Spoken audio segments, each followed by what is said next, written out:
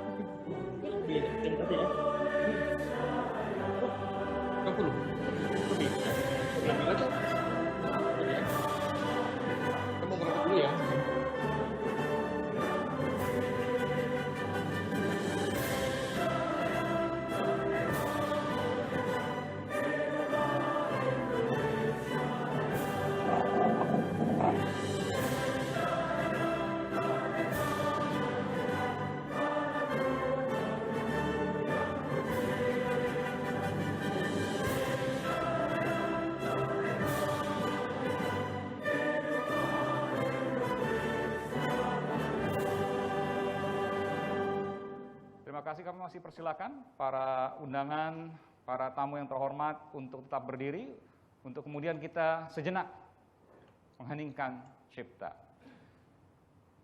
Saya akan mulai mengheningkan cipta untuk para pahlawan yang telah gugur, dan juga sekaligus mendoakan agar juga nanti terkait dengan pelaksanaan pilkada bisa berjalan dengan bermanfaat, aman, tenang, dan tidak memunculkan penularan.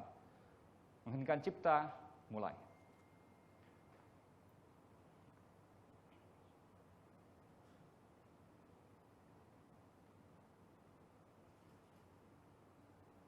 Selesai. Terima kasih, tadi adalah mengenai cipta sekaligus kita juga berdoa. Saya persilakan kepada para undangan yang terhormat untuk menempati posisi tempat duduk yang telah disediakan. Pada para narasumber juga, saya persilakan. Selanjutnya akan saya panggilkan yang juga merupakan tuan rumah, Bapak Kepala Divisi Humas Kepolisian Republik Indonesia, Bapak Inspektur Jenderal Polisi Raden Prabowo Argoyono. Pada Pak Kadif Humas Polri, tempat dan waktu kami persilakan.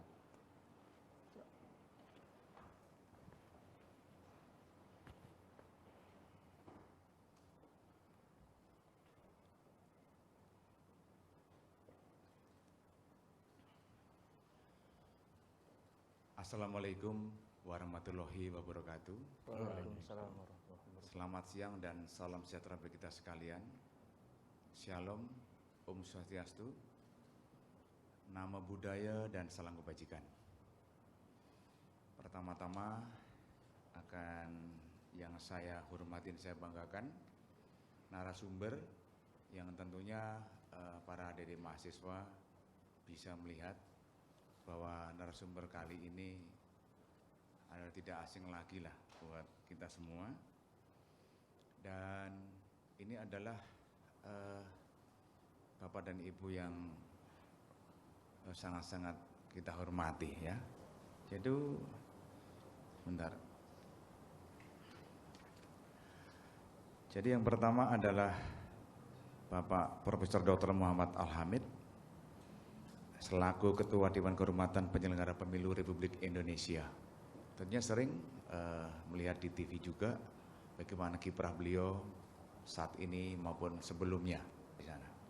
Ini juga ada Profesor Dr. Nurliah Nurdin ini ya. Ini dulu atau orang bilang itu kepala sekolah saya dulu ini. Gitu ya. Gitu. Ya memang saya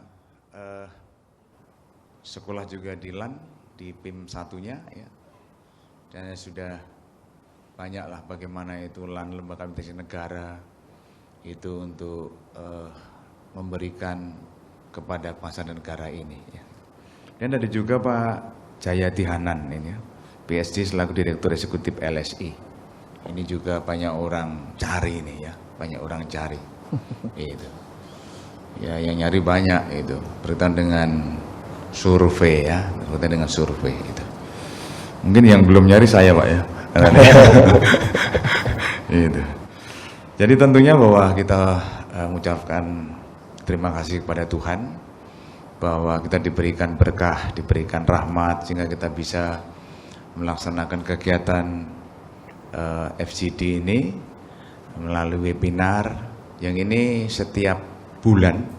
Ini adalah kita selenggarakan oleh Divisi Humas Polri.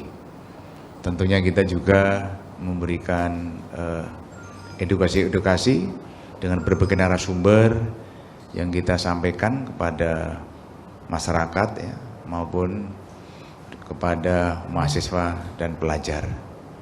Ini bagian daripada kontribusi dari Divisi Humas Polri untuk sumbangsih ya, sumbangsih kepada masyarakat Indonesia.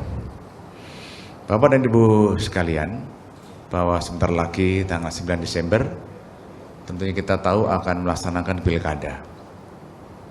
Namun untuk saat ini, tanggal sekarang ini masih dalam tahapan kampanye. Ya tentunya dengan situasi pandemi ini saya rasa banyak ya yang dilakukan oleh tim-tim ya, tim pemenangan. Dari 270 ya provinsi, kabupaten, kota yang melaksanakan pilkada ini.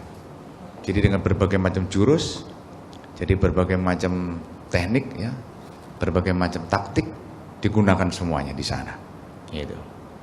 Ya tentunya makanya kita ada Bawaslu.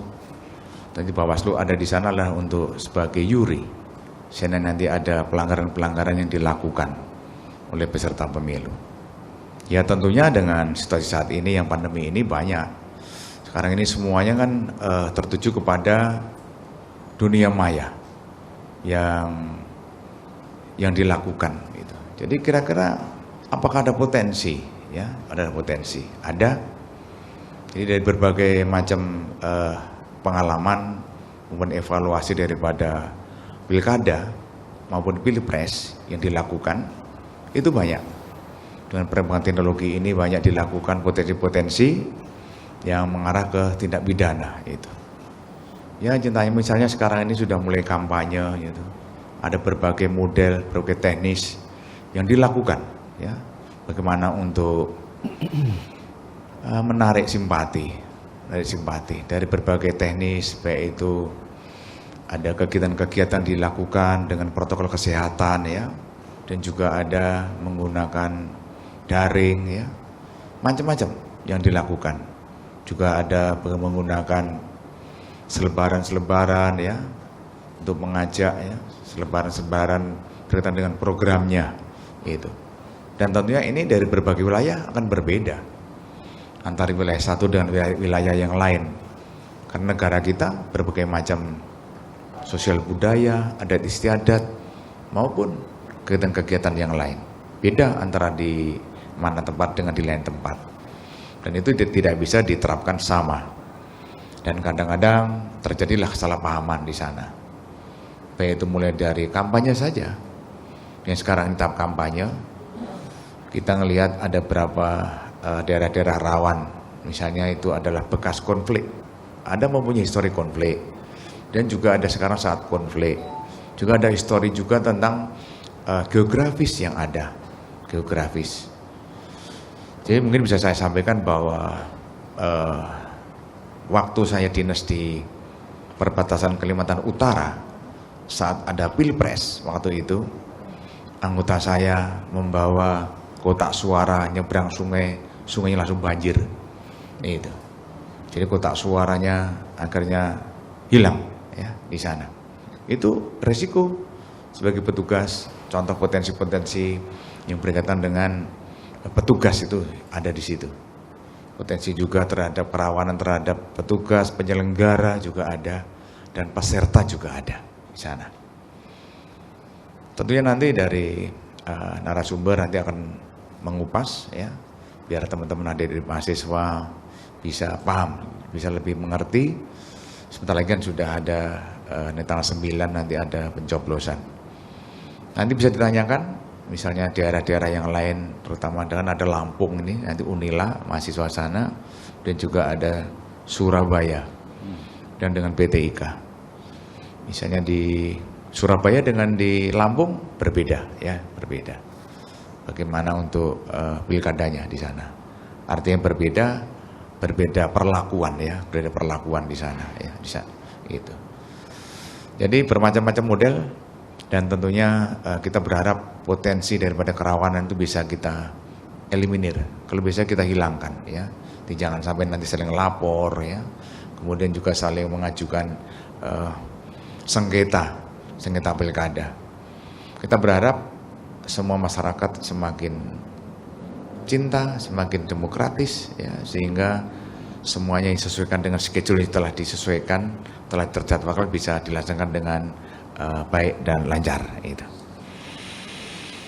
Bapak dan Ibu sekalian, sebagai penutup ya, izinkan saya menyampaikan sebuah pendapat bahwa optimisme dan pesimisme jangan dihadap-hadapkan, melainkan harus seiring berdampingan. Analoginya, optimisme menghasilkan perahu, sedangkan pesimisme melahirkan pelampung. Keduanya sinergi dan melengkapi satu sama lain.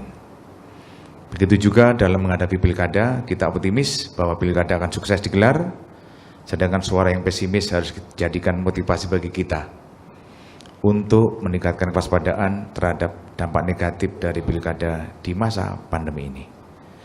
Selamat berdiskusi. Terima kasih. Saya akhiri dengan wassalamualaikum warahmatullahi wabarakatuh. Om Santi Santi Santi Om.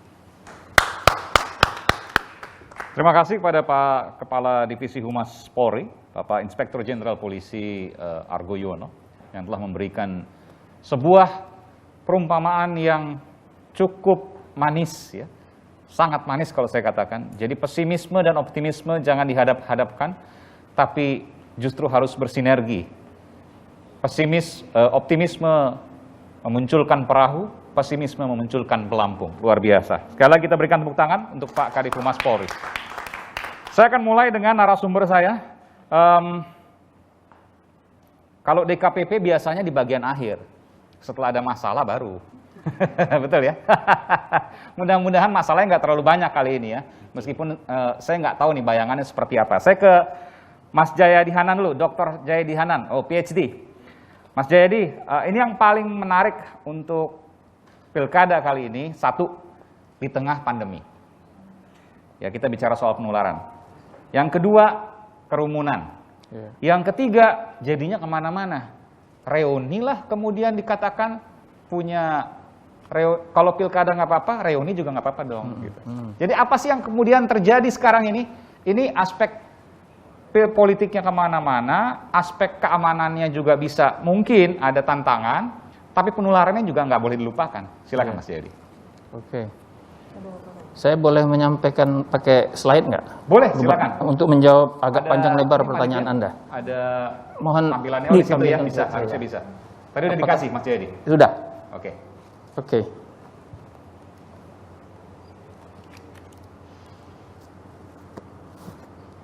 Kalau di sini boleh buka ya? Silakan. Terima kasih Mas Aiman, Pak Inspektur Jenderal Argo Yono. Terima kasih atas kesempatan yang diberikan kepada saya untuk hadir pada kesempatan ini. Tapi nggak tayang di situ ya. Apakah slide saya bisa ditampilkan? Saya tidak banyak slide-nya, karena waktu juga singkat ya, 15 menit. Belum nyala sepertinya tuh. Panitia bisa. Tapi yang di webinar sudah bisa lihat. Saya Cuma kira, yang di sini. tapi ini bukan punya saya nih, yang Jayadi Hanan. Oke, kita akan tunggu. Jadi sebetulnya Polri dan terutama Bawaslu ya Bang ya, sudah punya pemetaan yang cukup komprehensif sebetulnya tentang kerawanan pilkada itu. Dan ya ini, jadi kalau kita perhatikan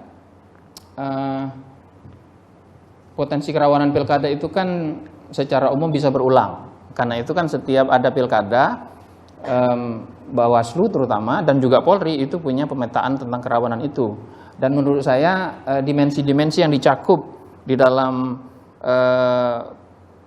indeks kerawanan pilkada atau peta potensi kerawanan pilkada itu sudah cukup lengkap baik di Polri maupun di di Bawaslu. Nah, saya tidak bermaksud untuk mengungkapkan itu kembali. Saya hanya ingin nanti menyoroti beberapa hal yang mungkin juga sudah banyak dibicarakan, tapi ada baiknya kita perkuat lagi supaya semua kita bisa mengantisipasinya. Begitu, Bang Profesor Muhammad. Pertama, kita harus maknai dulu apa itu yang dimaksud dengan kerawanan. Meskipun semua kita merasa tahu gitu kan, tapi saya kira kalau kita lihat apa yang disampaikan oleh konsep dari Polri maupun dari Bawaslu, kira-kira kerawanan pilkada itu adalah ya dalam bahasa Inggris mungkin ada kaitannya dengan risiko, ya risky, sesuatu yang mungkin menimbulkan dampak negatif kalau terjadi sesuatu itu atau kalau ada hal yang tidak diinginkan, kira-kira gitu. Itu yang disebut dengan kerawanan pilkada. Karena itu kalau dalam pengertian Bawaslu, kerawanan pilkada itu bisa juga berarti sesuatu yang bisa mengganggu proses pemilu yang demokratis, ya, yang berkualitas, yang diinginkan oleh pelaksanaan pilkada itu. Nah, ada banyak aspek yang terkait dengan itu. Misalnya kalau menurut Bawaslu ada dimensi konteks sosial politik, ada dimensi pemilu yang bebas dan adil, ada dimensi kontestasi, partisipasi, dan yang terakhir ditambahkan adalah konteks pandemi. Saya kira kemudian dari Polri juga mirip, dimensi yang dicakup oleh Polri adalah dimensi penyelenggara, dimensi peserta, dimensi partisipasi masyarakat, gangguan Kamtibmas dan ambang gangguan itu. Ya, terus kemudian kita bisa di dalamnya juga ada dimensi pandemi. Nah, dari lembaga kami, Lembaga Survei Indonesia, itu sebetulnya juga punya semacam kerangka, Bang Muhammad. Tapi setelah saya perhatikan, ya kurang lebih mirip lah dengan apa yang disampaikan oleh Bawaslu maupun Polri. Karena itu pada hari ini saya hanya akan menyoroti beberapa aspek yang terkait langsung dengan pelaksanaan pilkada di tengah pandemi. Pertama, menurut saya, dalam kaitannya dengan pandemi ini, ada risiko penurunan partisipasi masyarakat atau keengganan masyarakat untuk berpartisipasi. Nah, mohon di slide saya ditampilkan datanya, di slide itu slide ke 1, 2, 3, slide keempat, kelima. Ada? Oh ya, ini. Nah, data ini menunjukkan bahwa ini data pada bulan Oktober 2020. Pada Oktober 2020 masih ada sekitar hampir 50% masyarakat di daerah yang menyelenggarakan pilkada itu mengatakan kalau masih bisa ditunda sebaiknya pilkada ditunda aja. Itu artinya apa ini artinya? Ini artinya ada semacam keengganan atau potensi keengganan masyarakat untuk mengikuti pilkada. Nah, slide berikutnya tolong ditampilkan. Slide berikut ini menunjukkan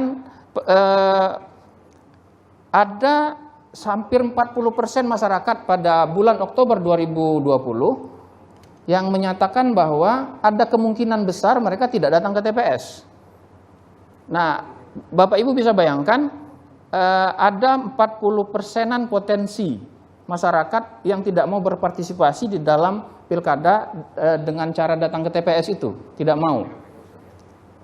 Bayangkan di masa bukan pandemi saja, angka partisipasi pilkada kita di kisaran 70-an% ya, Bang Muhammad ya, sekitar 70-an%. Kalau itu digabungkan dengan ketakutan masyarakat untuk datang ke TPS yang jumlahnya secara rata-rata, tentu itu tidak semuanya begitu, jumlahnya secara rata-rata itu mencapai hampir 40%, itu berarti ada kemungkinan penurunan partisipasi yang sangat besar. Nah, data ini sejalan dengan sejumlah studi kasus yang dilakukan oleh LSI di beberapa daerah. Bulan Agustus lalu ada 10 daerah kita melakukan studi kasus. Kita menanyakan kepada masyarakat, kira-kira mereka akan terhalang tidak datang ke TPS ketika masa pandemi? Jawabannya hampir sama dengan yang data pada bulan Oktober 2020 yang saya tampilkan tadi. Ada sekitar 15-46% masyarakat yang menyatakan mungkin mereka sulit untuk datang ke TPS pada tanggal 9 Desember itu. Apa ini artinya? Pertama, secara umum, penyelenggara pemilu juga pihak keamanan harus mengantisipasi kemungkinan penurunan partisipasi masyarakat di dalam pilkada. Itu satu.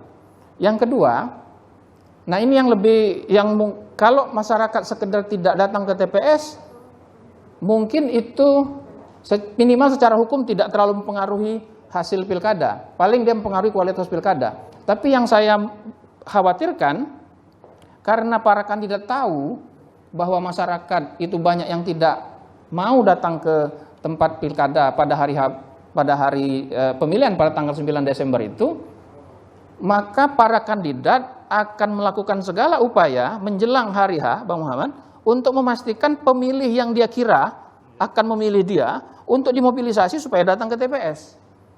Nah, yang akan terjadi adalah perlombaan untuk memobilisasi para pemilih untuk datang ke TPS. Nah, di situ potensi kerawanan banyak terjadi. Bisa pelanggaran proses bisa pelanggaran tahapan pemilu, bisa proses pidana dan sebagainya. Jadi itu pertama yang menurut saya yang penting untuk diantisipasi, terutama oleh penyelenggara pemilu dan oleh pihak keamanan, termasuk dalam hal ini adalah Polri.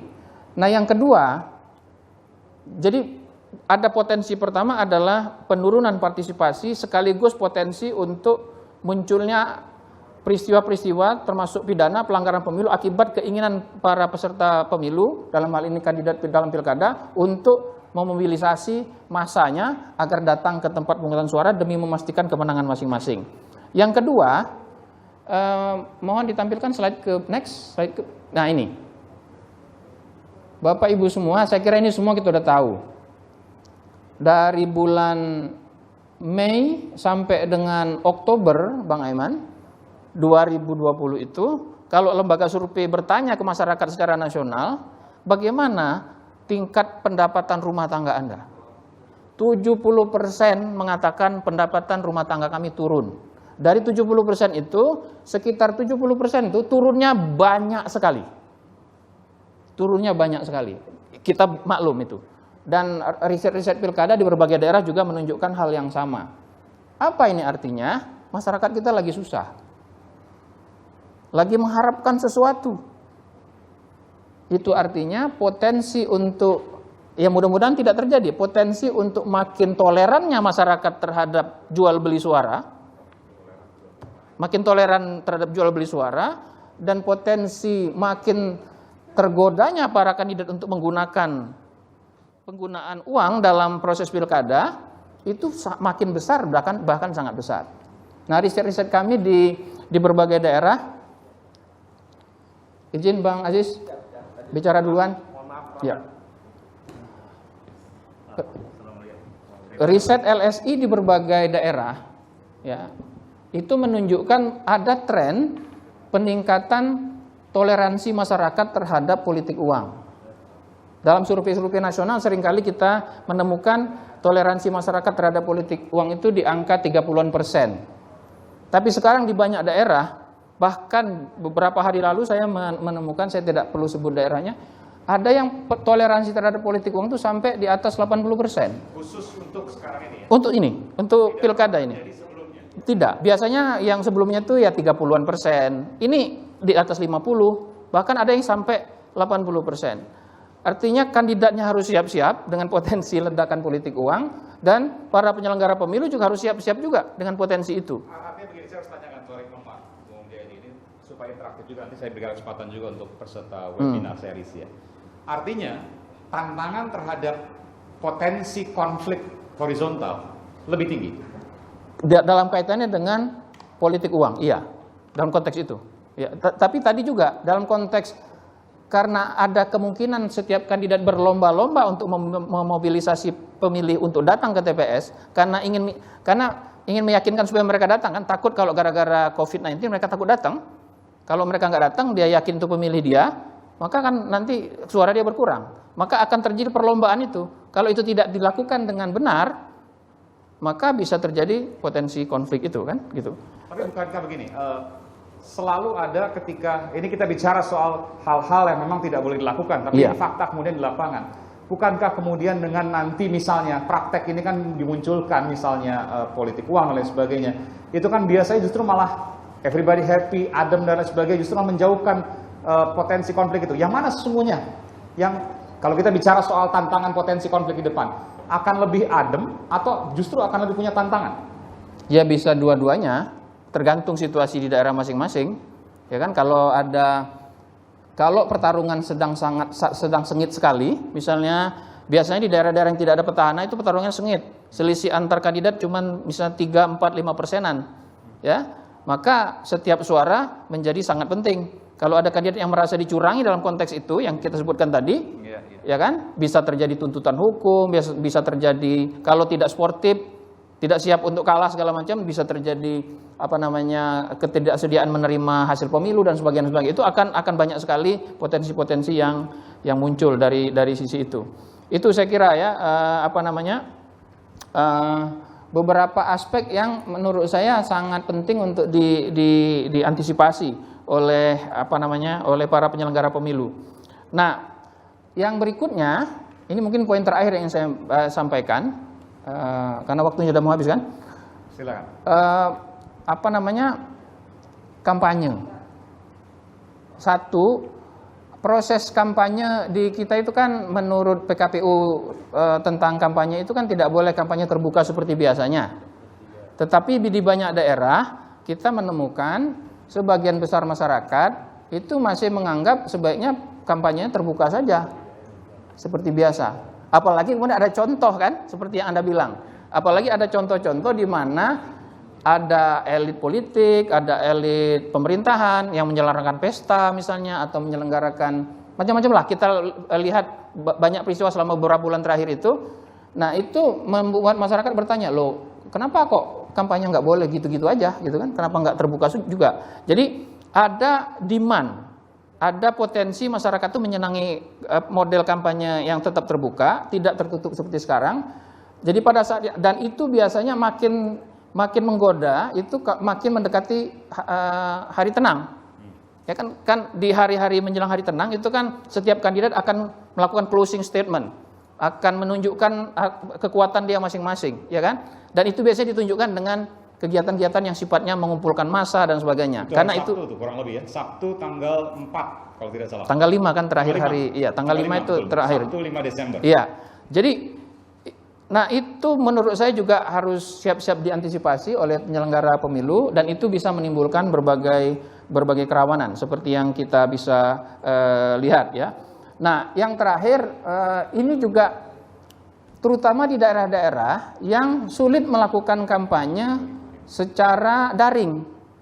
Kita tahu penetrasi internet di Indonesia, penggunaan medsos di Indonesia itu memang sudah cukup banyak. Tapi kan masih di kisaran 50-60% secara rata-rata.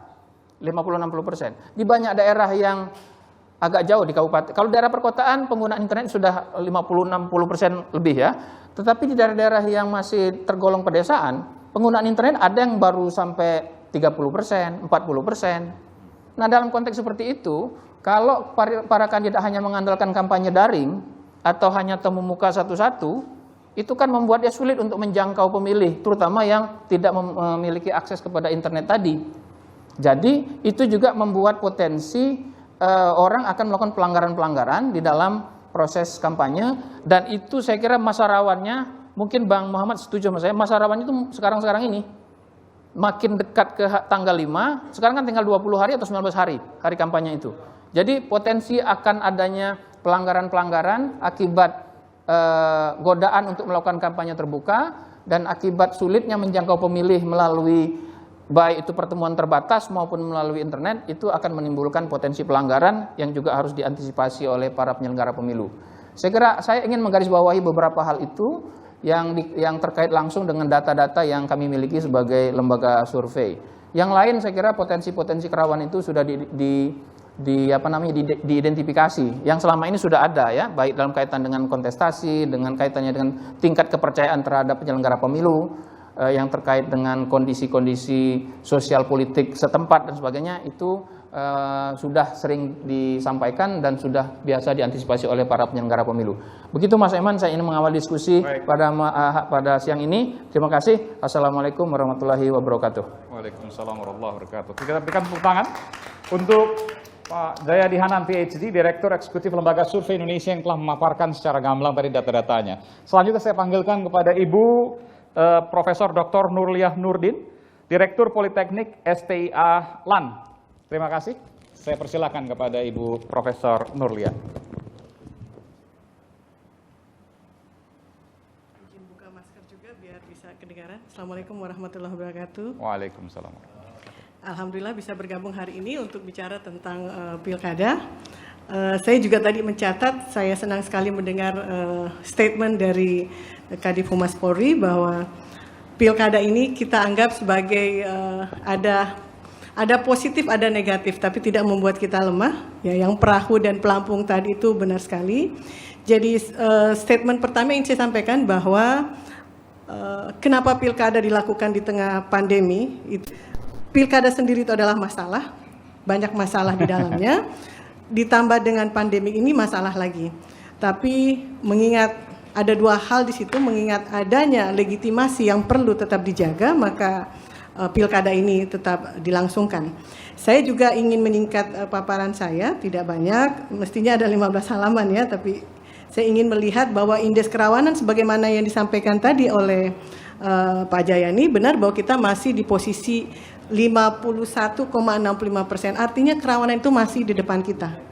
Masih sangat tinggi ya. Kalau misalnya kerawanannya hanya misalnya 20% gitu ya, kita masih bisa mengatakan kondisi akan baik-baik saja. Kerawanan ini maksudnya kerawanan dari potensi konflik atau kerawanan kecurangan? Nah, nanti akan saya ke sana. Oke. Potensi kerawanan ini itu ada 15 kabupaten, ini juga catatan Bawaslu, terutama terjadi di Indonesia Timur ya, itu masih sangat tinggi, bahkan mencapai angka di atas 50%, 80% kerawanan terjadi di sana. Artinya perhatian pemerintah, Pemda di sana harus lebih kuat lagi. Nah, kalau bicara kerawanan, maka saya mencoba mengklaster menjadi before election, selama masa election, dan after, post electionnya.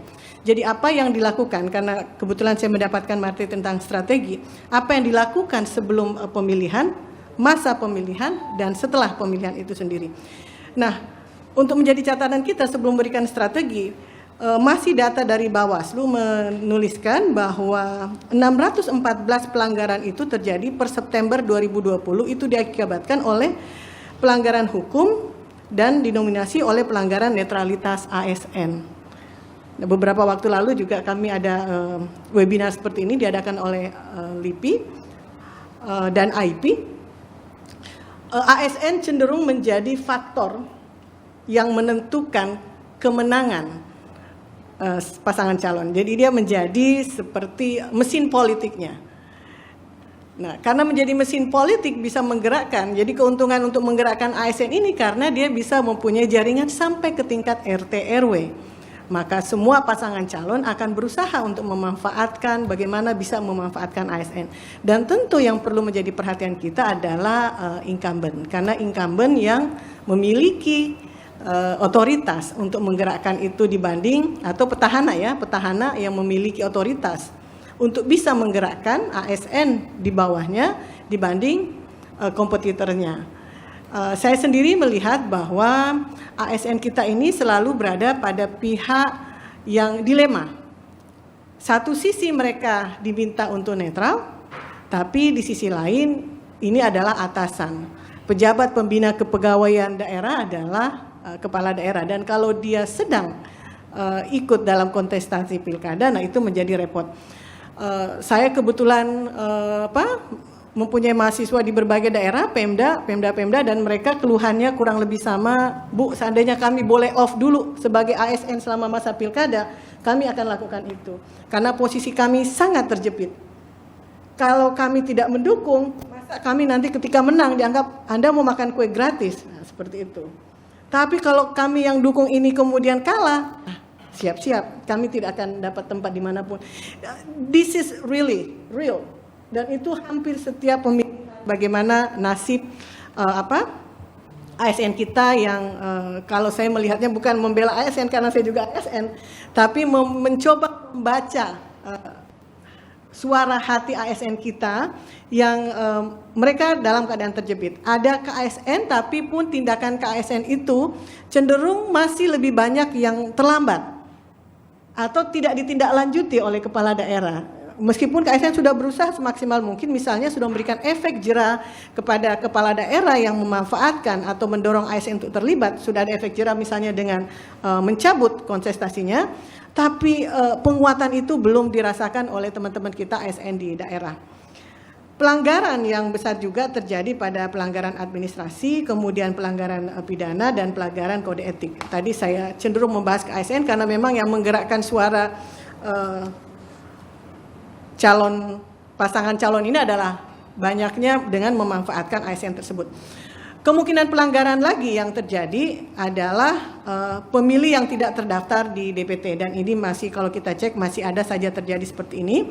Kalau saya bicara tadi before election, ini bisa menjadi sumber masalah ketika kemudian pasangan calon yang kalah dia bisa menggugat nih jika kemudian dia merasa bahwa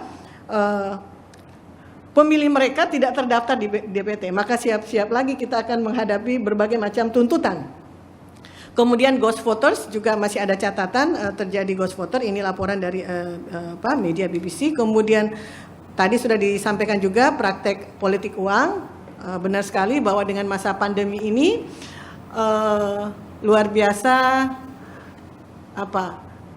menurunnya ekonomi masyarakat kita, dan dengan adanya endorsement dari kepala daerah yang incumbent ini juga bisa menjadi salah satu pelanggaran besar, terutama bantuan-bantuan sosial. Nah, saya mencoba menyinggung ini bantuan-bantuan sosial karena kita mengetahui bahwa Satgas ini salah satunya adalah kepala daerah, meskipun mereka sudah cuti tapi tentu pengaruhnya masih ada. Bantuan-bantuan sosial ini bisa saja dikaitkan dengan bagaimana mereka memilih pasangan calon ini. Kemudian formulir C6 juga masih ada masalah di sana. Logistik, kemudian petugas yang tidak netral. Nah, kita mempelajari dari beberapa kali pilkada, ketika penyelenggara sendiri tidak netral, maka kita tinggal menunggu waktu akan terjadi gugatan setelah pemilihan tersebut. Saya ingin menyampaikan beberapa negara yang dianggap sukses melaksanakan pilkada supaya ini bisa menjadi pembelajaran kita. Tapi paling tidak ada 2 indikator kesuksesan pilkada menurut Dirjen Otonomi ya daerah Kemendagri. Pertama adalah kualitas pilkada tersebut terjaga dengan pertama partisipasi yang tinggi. Sementara tadi data menunjukkan ada kecenderungan partisipasi itu rendah. Target misalnya 75% voters turnout yang terjadi. Ya, jangan sampai kurang dari 50%. Nah, itu menjadi tantangan dari orang yang menggunakan hak pilih suaranya. Kemudian berikutnya adalah bagaimana keselamatan masyarakat selama masa pandemi ini, dan kita juga masih melihat di berita sehari-hari bagaimana pasangan calon yang masih ada saja yang mengerahkan massa untuk melakukan pilkada, sebagaimana disampaikan tidak afdol rasanya kalau kampanye tidak bertemu langsung, seperti berada di dunia maya. Ya, jadi strategi yang bisa dilakukan di sini tentu soft persuasif ini dan akan saya paparkan pada paparan berikutnya. Saya ingin menyampaikan pada paparan saya selanjutnya adalah bagaimana beberapa negara ada sekitar lebih 100 negara yang menyelenggarakan pemilihan sebenarnya di tahun ini, dan ada 70 negara yang menunda, tapi ada juga sekitar 70-an yang tetap menyelenggarakan pemilihan dengan alasan masing-masing. Nah, alasan utama adalah legitimasi dari berbagai negara ini. Dan kalau kita lihat jumlah itu berimbang, mungkin ditampilkan peta ini dari IDEA ya, internasional, tentang negara-negara di seluruh dunia yang melakukan pemilihan selama COVID-19 ini. Dan kalau kita lihat dari peta tersebut, ya di Eropa itu banyak yang melakukan, tapi banyak juga yang menunda pilkadanya.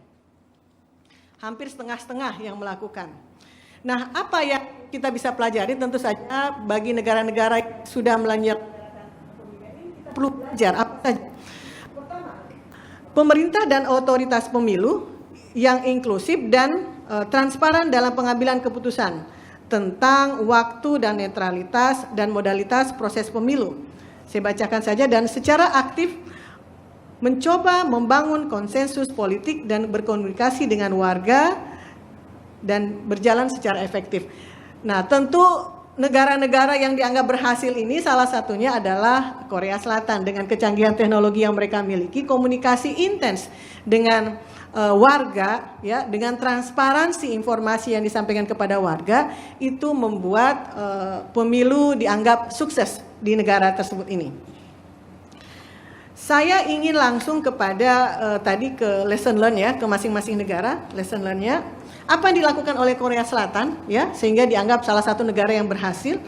Pertama, ada kesepakatan lintas partai. Nah, pertanyaan kita kemudian, apakah di tingkat pemerintah daerah, baik tingkat provinsi, kabupaten, kota yang menyelenggarakan, sudah terjadi kesepakatan lintas partai tersebut, bukan saja di atas kertas tentu saja, tapi ada pemahaman antar para elit partai ini, bahwa yang dihadapi sekarang ini adalah pilkada yang tantangannya adalah kesehatan warga. Apakah ada kesadaran seperti itu? Nah, kesepakatan ini yang harus didorong. Kemudian pemungutan suara lebih awal, dan ini mungkin tidak menjadi pilihan kita karena saya belum mendengar juga ada pemilihan lebih awal ya. Mengembangkan strategi komunikasi yang jelas untuk memberikan informasi. Nah, strategi informasi inilah yang perlu dikuatkan dengan menggunakan berbagai media sosial saat ini. Ya, menggunakan medsos, menggunakan berbagai jaringan-jaringan media untuk menggalang informasi sehingga setiap pemilih, setiap warga merasa saya sudah terinformasi dengan baik, saya tidak ada alasan untuk menolak hasil pilkada. Seperti itu. Apalagi yang dilakukan adalah menerapkan protokol kesehatan. Nah, ini juga saya pikir kita sudah lakukan, tapi tentu saja belum semaksimal mungkin negara maju. Terutama kalau kita ke daerah itu rasanya seperti tidak ada pandemi. Beberapa kali saya ke daerah, itu orang menggunakan masker, hand sanitizer, Anda coba perhatikan, itu tidak diterapkan. Nah, bagaimana dengan suasana pilkada yang memang orang sudah di kepala masing-masing rakyat ini sejak yang namanya mengenal demokrasi pemilihan adalah pesta demokrasi, sehingga mereka akan sulit mungkin untuk dibatasi jika tidak ada pencegahan sejak dini. Kemudian ada siaran langsung ya di setiap TPS. Jika tidak memungkinkan mungkin siaran langsung, mungkin melalui gadget-gadget ya yang bisa disampaikan oleh para penyelenggara pemilu, bisa menyampaikan secara langsung sehingga tampak transparansi dari penyelenggaraan tersebut. Lesson learn yang bisa kita ambil juga dari beberapa negara yang menyelenggarakan ya, salah satu di Australia juga. Tadi masyarakat memilih tidak kita lakukan, masyarakat memilih lebih awal. Kemudian pemungutan suara melalui pos itu juga kita tidak lakukan ya. Tidak kita lakukan melalui pos itu. Kemudian penerapan langkah-langkah keamanan. Nah, saya pikir inilah yang perlu kita lakukan ya. Bagaimana pelatihan staf KPUD-nya untuk menyelenggarakan pemilu ini yang di luar ekspektasi kita bahwa ada pandemi, sehingga kehati-hatian harus lebih besar lagi. Berikutnya adalah bagaimana agar keputusan tentang penyelenggaraan pilkada ini yang bersamaan dengan COVID ini jauh dari politisasi. Yang saya khawatirkan misalnya, tentang Satgas yang kemudian mempunyai kewenangan besar untuk menggunakan dana COVID, ya, dan ini bisa menjadi peluang bagi petahana untuk dimanfaatkan. Dan untuk mencegah itu, maka transparansi atau informasi tentang penggunaan dana-dana COVID ini perlu diawasi lebih ketat lagi. Beberapa negara yang sudah sukses juga selain Korea Selatan, ini ada saya berikan contoh, misalnya di Republik Ceko itu menyiapkan voting drive-thru, dan ini mungkin agak sulit untuk kita lakukan ya. Kemudian menggunakan kotak yang bergerak, bisa saja mungkin ini kita lakukan ketika kotak itu bergerak, artinya dibawa kepada daerah. Misalnya ada yang sudah kena COVID dan melakukan isolasi, bagaimana kita menjamin suaranya tuh? Nggak mungkin mereka tidak menggunakan, maka perlu ada yang namanya kotak yang bergerak. Kemudian juga memperpanjang pemungutan suara melalui pos jika kita tidak lakukan, tapi bagaimana ada tambahan waktu untuk mencoblos, ya jika memungkinkan untuk dilakukan, karena mengingat ini memang masa pandemi sehingga banyak hal yang tidak terduga bisa terjadi. Namun tantangan tentu selalu ada. Ya, saya tidak membacakan ini, mungkin nanti kalau perlu slide saya, silakan nanti di Kadif Humas sudah saya sampaikan. Tantangan pemilu kita di masa pandemi ini adalah kesenjangan dan kelemahan dalam kapasitas, juga sudah disebutkan. Kita mengharapkan bahwa kampanye sudah dilakukan secara online, tapi ternyata agak sulit untuk secara menyeluruh di seluruh Indonesia. Waktu saya semakin sempit, tapi saya ingin menutup dengan strategi pelaksanaan pilkada serentak kita, ya. Kalau tadi saya menyampaikan bahwa ada sebelum pemilihan, bagaimana semua aturan kita sampaikan secara transparan kepada warga, kemudian masa pemilihan. Nah, upaya-upaya inilah yang harus dilakukan. Pertama tadi akuntabilitas penyelenggara yang perlu diperkuat dengan menjaring lebih banyak namanya pembangunan kapasitas, juga komunikasi publik. Saya pikir untuk mencegah banyaknya gugatan-gugatan pasca pemilu harus ada komunikasi publik sejak dini dilakukan. Kemudian terakhir adalah bagaimana menjaga platform media sosial untuk meningkatkan transparansi. Jadi mungkin perlu ada kerjasama dengan jaringan-jaringan media sosial agar tuntutan akuntabilitas itu bisa terjadi dan masyarakat bisa trust-nya kepada hasil election. Baik, kira itu. Baik, terima kasih Ibu Profesor Nurliah Nurdin. Kita berikan tepuk tangan Direktur Politeknik STIA LAN. Seperti tadi saya katakan, Pak Muhammad ini biasanya Ketua Dewan Kehormatan Penyelenggara Pemilu RI, ini terakhir. Jadi saya berikan kesempatan terakhir, nggak ada masalah Pak ya. Last but not least, biasanya setelah nanti Bung Aziz, pimpinan DPR, untuk kemudian melaksanakan kan biasanya kan partai politik dulu, baru kemudian nanti ada pelaporan ke DKPP. Kita agak sedikit kemudian meminiaturkan pilkada. Mudah-mudahan lancar meskipun ada tantangan yang tidak biasa saat ini. Silakan, saya persilakan kepada pimpinan DPR, Dr. Haji Muhammad Aziz Samsudin, SESH MAF MH, Wakil Ketua DPR RI. Saya persilakan. Kita berikan tepuk tangan pada Bung Aziz Samsudin.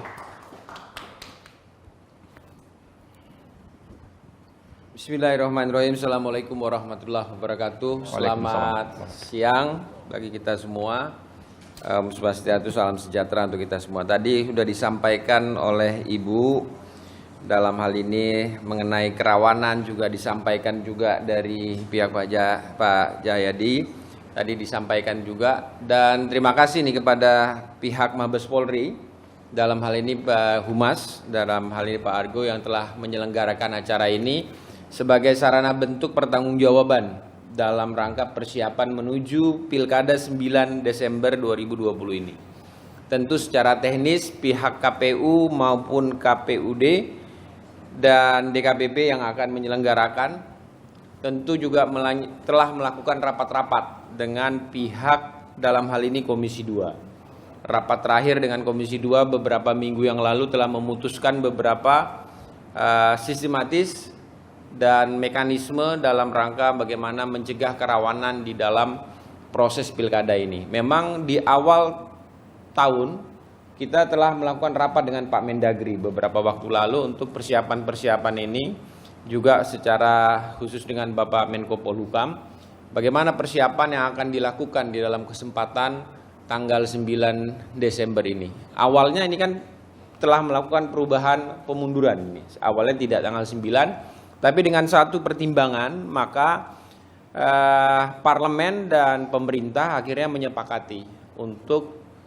tetap melakukan di tahun 2020, yaitu tanggal 9 Desember, dalam rangka untuk menjaga kesinambungan demokrasi, baik itu di tingkat provinsi maupun di tingkat kabupaten kota yang terdiri dari 270 titik daerah yang nanti, yaitu terdiri dari 37 kota, kemudian 224 kabupaten dan 9 provinsi yang akan kita selenggarakan.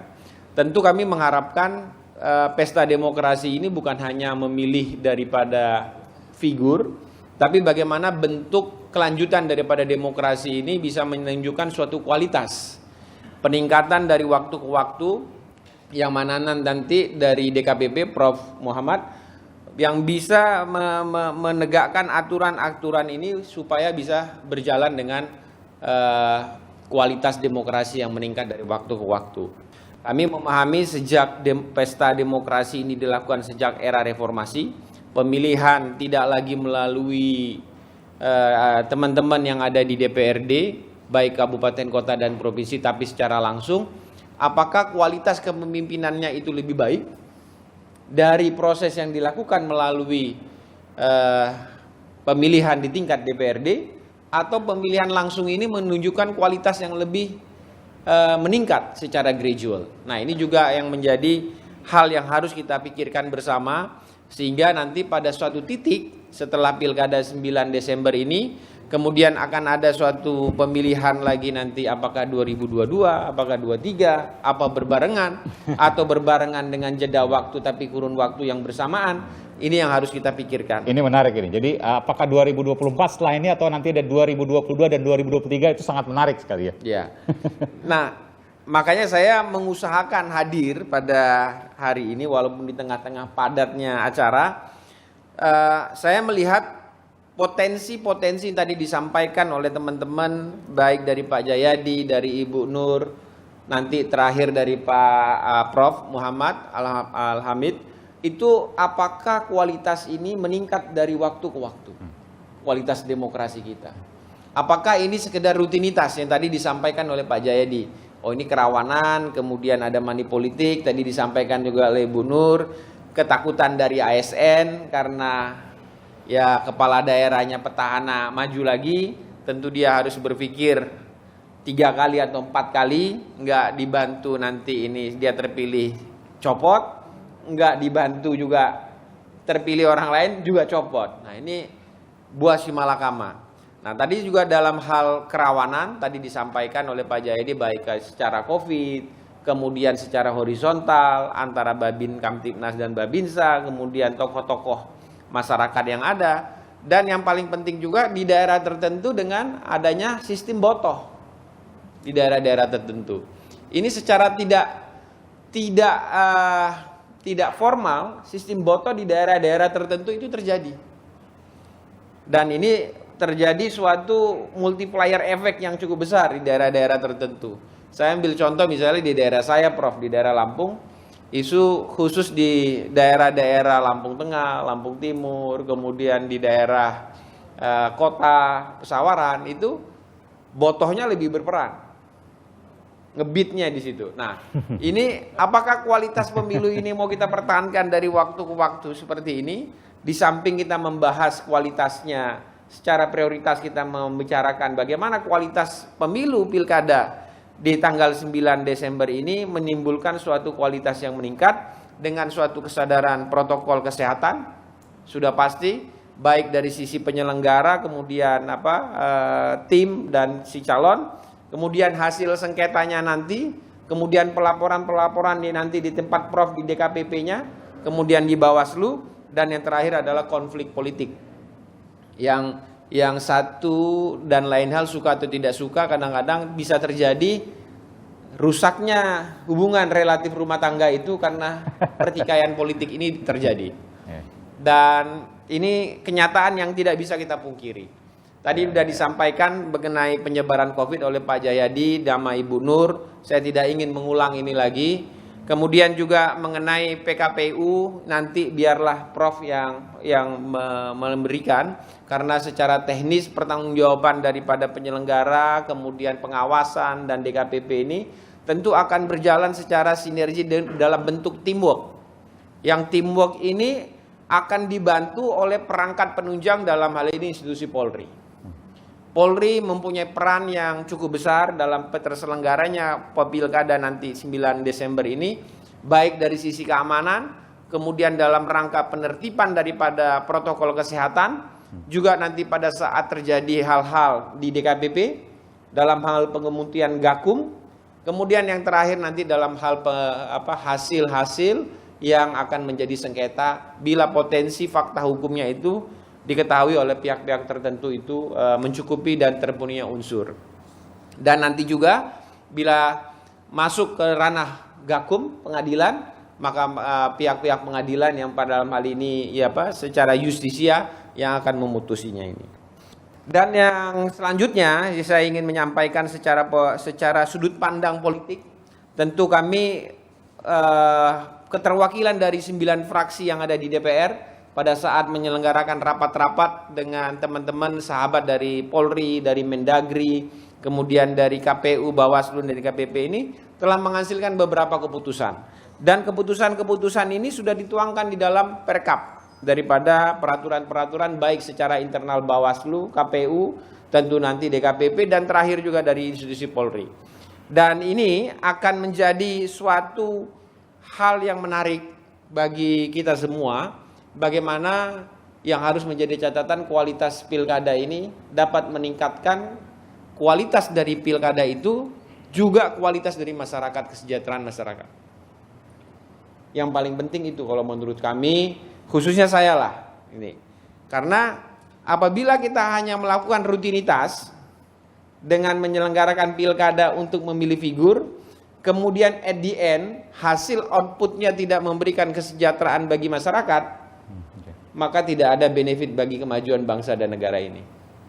Apakah bentuk, kualitas, dan mekanisme ini akan kita lakukan, atau kita melakukan suatu modifikasi-modifikasi yang tadi disampaikan oleh Bu Nur, kotak itu menyamperi, atau di dalam sistem mail. Dalam sistem mail kita tidak menerapkan itu aturannya. Karena seperti di Amerika kemarin menerapkan itu tergelincir. Banyaknya mail di hari-hari terakhir itu yang membuat proses itu berubah. Nah, ini juga harus menjadi perhatian. Nah, tadi juga disampaikan oleh Pak Jayadi, apakah kualitas ini dengan kampanye secara Zoom, secara virtual, apakah di setiap daerah ini sudah ada sarana telekomunikasi yang cukup? Ini juga yang harus dipertimbangkan. Nah, hal-hal ini tentu saya mengharapkan secara teknis, tentu KPU, Bawaslu, kemudian DKPP, kemudian sahabat-sahabat dari Polri akan menjadi ujung tombak dalam membuat suatu pilkada ini yang tepat sasaran, tepat guna, kemudian membawa dampak yang sangat-sangat penting bagi masyarakat. Karena kita, Pak Prof, kita sudah kurang lebih dari reformasi ini sudah menyelenggarakan pilkada atau pemilu sekitar 4 kali 5 kali. Pola reformasi yang telah kita anut ini, secara statistik nanti tentu Pak Jayadi sebagai peneliti, ya toh, yang bisa memberikan penilaian secara objektif, apakah kualitas pilkada atau pemilu, pilkada lah khususnya ini, sudah bisa menimbulkan kesejahteraan bagi masyarakat di tingkat kabupaten, misalnya di kecamatan dan di desa itu. Apakah itu sudah bisa menimbulkan? Nah, itu yang harus menjadi catatan. Dan kami dari bidang Korpolkam yang membawahi bidang Komisi 1, 2, dan 3 dan Balek dan BKSAP mengharapkan potensi dan jalan keluar dalam tema yang diangkat dalam hal ini kerawanan pilkada serentak ini, tentu Polri akan bekerja sama dengan DKPP dan Bawaslu dalam proses yang akan berjuang. Tapi nanti bagaimana kualitas ini menimbulkan suatu output yang berguna bagi masyarakat, at the end meningkatkan kualitas pembangunan manusia, dan secara output terakhirnya adalah kesejahteraan masyarakat itu. Jangan sampai yang tadi disampaikan Ibu Nur, ASN aja khawatir, nanti daerah tertentu, desa tertentu yang kalah, pembangunannya terbelakang. Dari si calon yang menang karena di daerah itu kalah, daerah itu tidak ada pembangunan.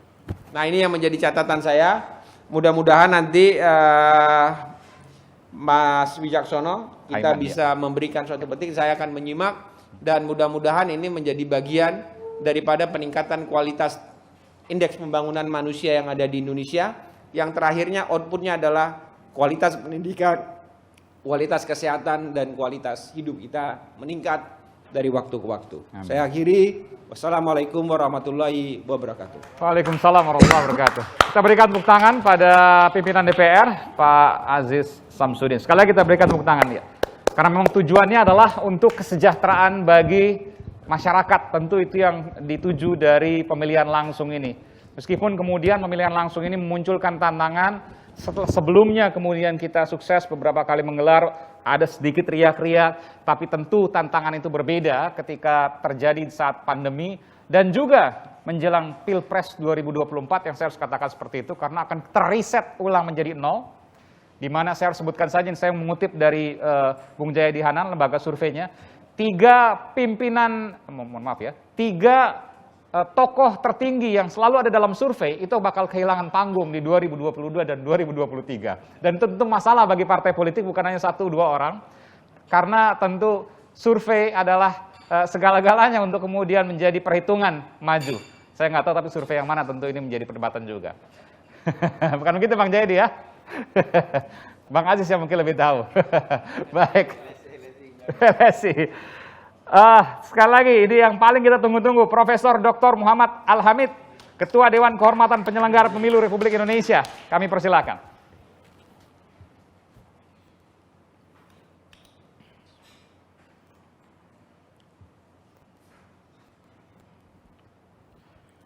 Bismillahirrahmanirrahim. Assalamualaikum warahmatullahi wabarakatuh. Waalaikumsalam. Selamat sore, salam sejahtera untuk kita semua.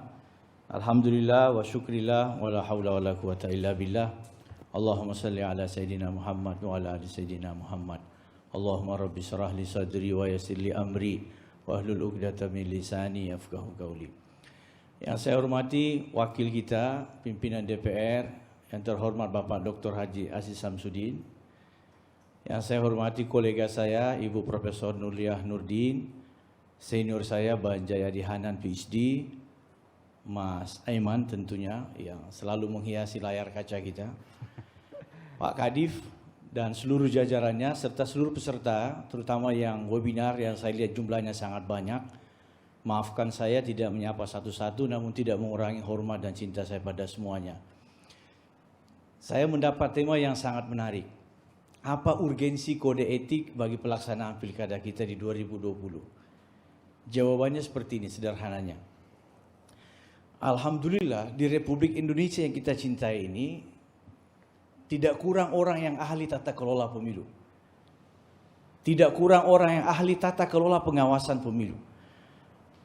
Tetapi yang kurang atau masih kita rindukan dan masih kita butuhkan adalah orang yang ahli tata kelola pemilu lalu menata pemilu itu dengan prinsip-prinsip berintegritas. Yang terjadi, data DKPP mengkonfirmasi keahlian oknum-oknum penyelenggara itu digunakan untuk merubah hasil pemilu. Jadi ahli. Tidak cukup kalau ahli tata kelola pemilu, tata kelola pengawasan. Justru keahliannya itu digunakan untuk merubah. Si A yang harusnya menang menjadi si B. Ini ahli merubah hasil pemilu. Ahli juga namanya kan? Tapi bukan itu yang kita maksud. Ahli dalam perspektif yang positif adalah mereka yang mampu bekerja on the track sesuai peraturan perundang-undangan dalam prinsip-prinsip pemilu berintegritas. Kode etik itu konsennya bukan benar salah. Benar salah itu ada di bapak-bapak polisi, Bawaslu, pengadilan, Mahkamah Konstitusi, bahkan Mahkamah Agung. Konsen lembaga Dewan Kehormatan Penyelenggara Pemilu adalah patut atau tidak patut. Itu ukurannya. Saya sering mencontohkan, patut atau tidak patutkah? Di saat-saat menjelang tahapan pilkada ini, penyelenggara pemilu itu sering ngopi dengan paslon. Ngopi dengan tim sukses. Warkop-warkop kita itu, kita lihat itu siapa? Itu Panwas. Itu siapa? Itu PPK. Itu siapa? Tim sukses. Mungkin tidak ada sesuatu yang negatif yang dibincangkan. Tetapi core bisnis KPU Bawaslu DKPP adalah public trust. Kalau public trust bersoal, kita kerja positif bawaannya curiga. Kan begitu. Padahal mungkin tidak ada sesuatu yang dia lakukan di warung kopi. Tetapi kami sudah mengimbau atas nama lembaga DKPP agar supaya penyelenggara pemilu terutama teman-teman ad hoc, Panwascam ke bawah, PPK ke bawah, yang kalau pilkada itu paling dekat interaksinya dengan paslon untuk menghindari warung kopi. Ini sekaligus imbauan karena ini juga diikuti, saya lihat banyak penyelenggara pemilu yang mengikuti. DKPP mengimbau kepada Anda untuk tidak mengunjungi warkop sampai dilantiknya gubernur, bupati, wali kota. Ya, ini data mengkonfirmasi rencana-rencana tidak fair itu di warung kopi. Bukan warung kopi lokal saja, bahkan sampai ke warung kopi di Jakarta, Pak Asis. Jadi pilkada di daerah X, bincangannya di warung kopi Punam, Jakarta. Punam. Warung kopi maaf menyebut merek. Oh, iya. Ketahuan ini sering ke Punam. Kopinya enak soalnya di Punam. Mau di Jadi, Makassar, mau di Jakarta enak. Rupanya tidak cukup itu. Mereka bertemu di warung kopi lokal. Dilanjutkan di warung kopi di Jakarta, di Surabaya. Agar supaya rencana-rencana yang tidak fair itu bisa mulus. Itu data DKPP. Ada anggota penyelenggara yang kita berhentikan karena deal-dealnya di warung kopi Jakarta untuk sebuah pilkada di Kabupaten X. Yang kedua, kode etik ini concernnya adalah bagaimana kita menghadirkan profesionalitas dalam bekerja. Tidak boleh ada alasan KPU Bawaslu itu tidak lebih pintar dari pemain. KPU Bawaslu kan wasit pemilu. Kalau wasitnya tidak lebih cerdas daripada peserta pemilu, kita bisa bayangkan pertandingan itu pasti kacau. Zero tolerance untuk alasan-alasan profesionalisme. Anda wajib profesional menguasai aturan. Tidak boleh Anda lebih mudah digoncang-gancingkan dalam pemahaman regulasi dibanding pasangan calon, tim sukses. Ini tim sukses hebat-hebat loh, saya ingatkan teman-teman KPU. Lawyer-lawyernya kelas-kelas 1 semua. Dibayar mahal. Sarapan paginya adalah peraturan KPU, peraturan Bawaslu. Sarapan paginya. Jadi kalau Anda lemah dalam pemahaman regulasi, dengan mudah Anda bisa dipatahkan. Bahkan keputusan DKPP pun bisa digagalkan di PT UN. Ya, itu lain cerita tuh ya. Itu bukan digagalkan, nanti saya jelaskan itu ya. Ya. Oke, ini ada PR tambah rupanya. Saya sebenarnya sudah selesai tema itu, tapi kan ada PR, oke. Jadi penguasaan regulasi. Anda mesti firm dengan regulasi itu. Kuasai secara kafah dalam bahasa agama. Nggak boleh sepotong-sepotong. Cara Anda memahami peraturan undang-undang pilkada, peraturan KPU, peraturan Bawaslu, peraturan DKPP, dan peraturan yang relevan, tidak boleh secara seperti Anda membaca koran di pesawat. Dengan gampang kita milih, oh ini saya tidak mau baca, ini saya tidak mau baca tuntas. Anda mesti duduk, baca, pahami. Dan kalau tidak jelas, jangan coba-coba lakukan tafsir. Sudah ada regulatornya, DPR, pemerintah, KPU, dan Bawaslu RI. Itu yang pertama. Karena kalau tidak, apalagi di tengah pandemi ini, Anda setengah-setengah memahami regulasi, orang akan memberikan tafsir sesuai dengan kepentingannya. Paslon akan mengatakan, oh begini yang saya pahami. Makanya Anda harus firm dengan regulasi itu. Pertanyaannya kemudian, ya, siapa yang harus berintegritas dalam pilkada ini? Pertama, pemilih. yang terhormat kepada Pak Wakil kita titip ini kepada partai politik. Mengedukasi pemilih kita supaya menjadi cerdas partisipatif. Ya, kita berharap tadi Bang Jayadi sudah menyampaikan, apalagi di tengah pandemi, potensi politik uang itu sangat tinggi. Bawaslu sudah merilis itu. Di tengah himpitan ekonomi ada seperti ini, ada tawaran seperti ini. Kadang-kadang di desa kita temukan tulisan, masyarakat dan kampung ini siap menerima serangan fajar.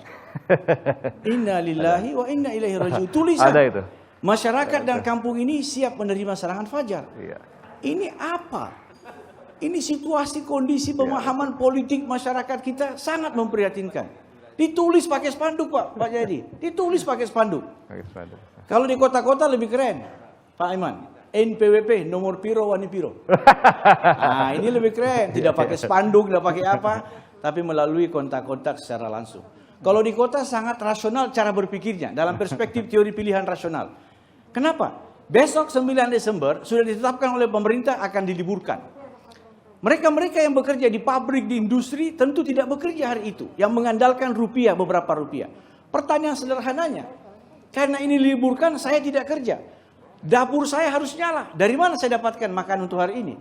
Datanglah cukong-cukong politik menawarkan 50.000, 100.000 dan seterusnya. Terlalu murah suara kita yang sangat terhormat dengan 50.000 dan 100.000. Itu yang pertama. Jadi pemilih harus diajak, dicerdaskan untuk memilih atau berdasarkan potensi-potensi daripada calon pemimpinnya. Silahkan, pasti kita punya pilihan.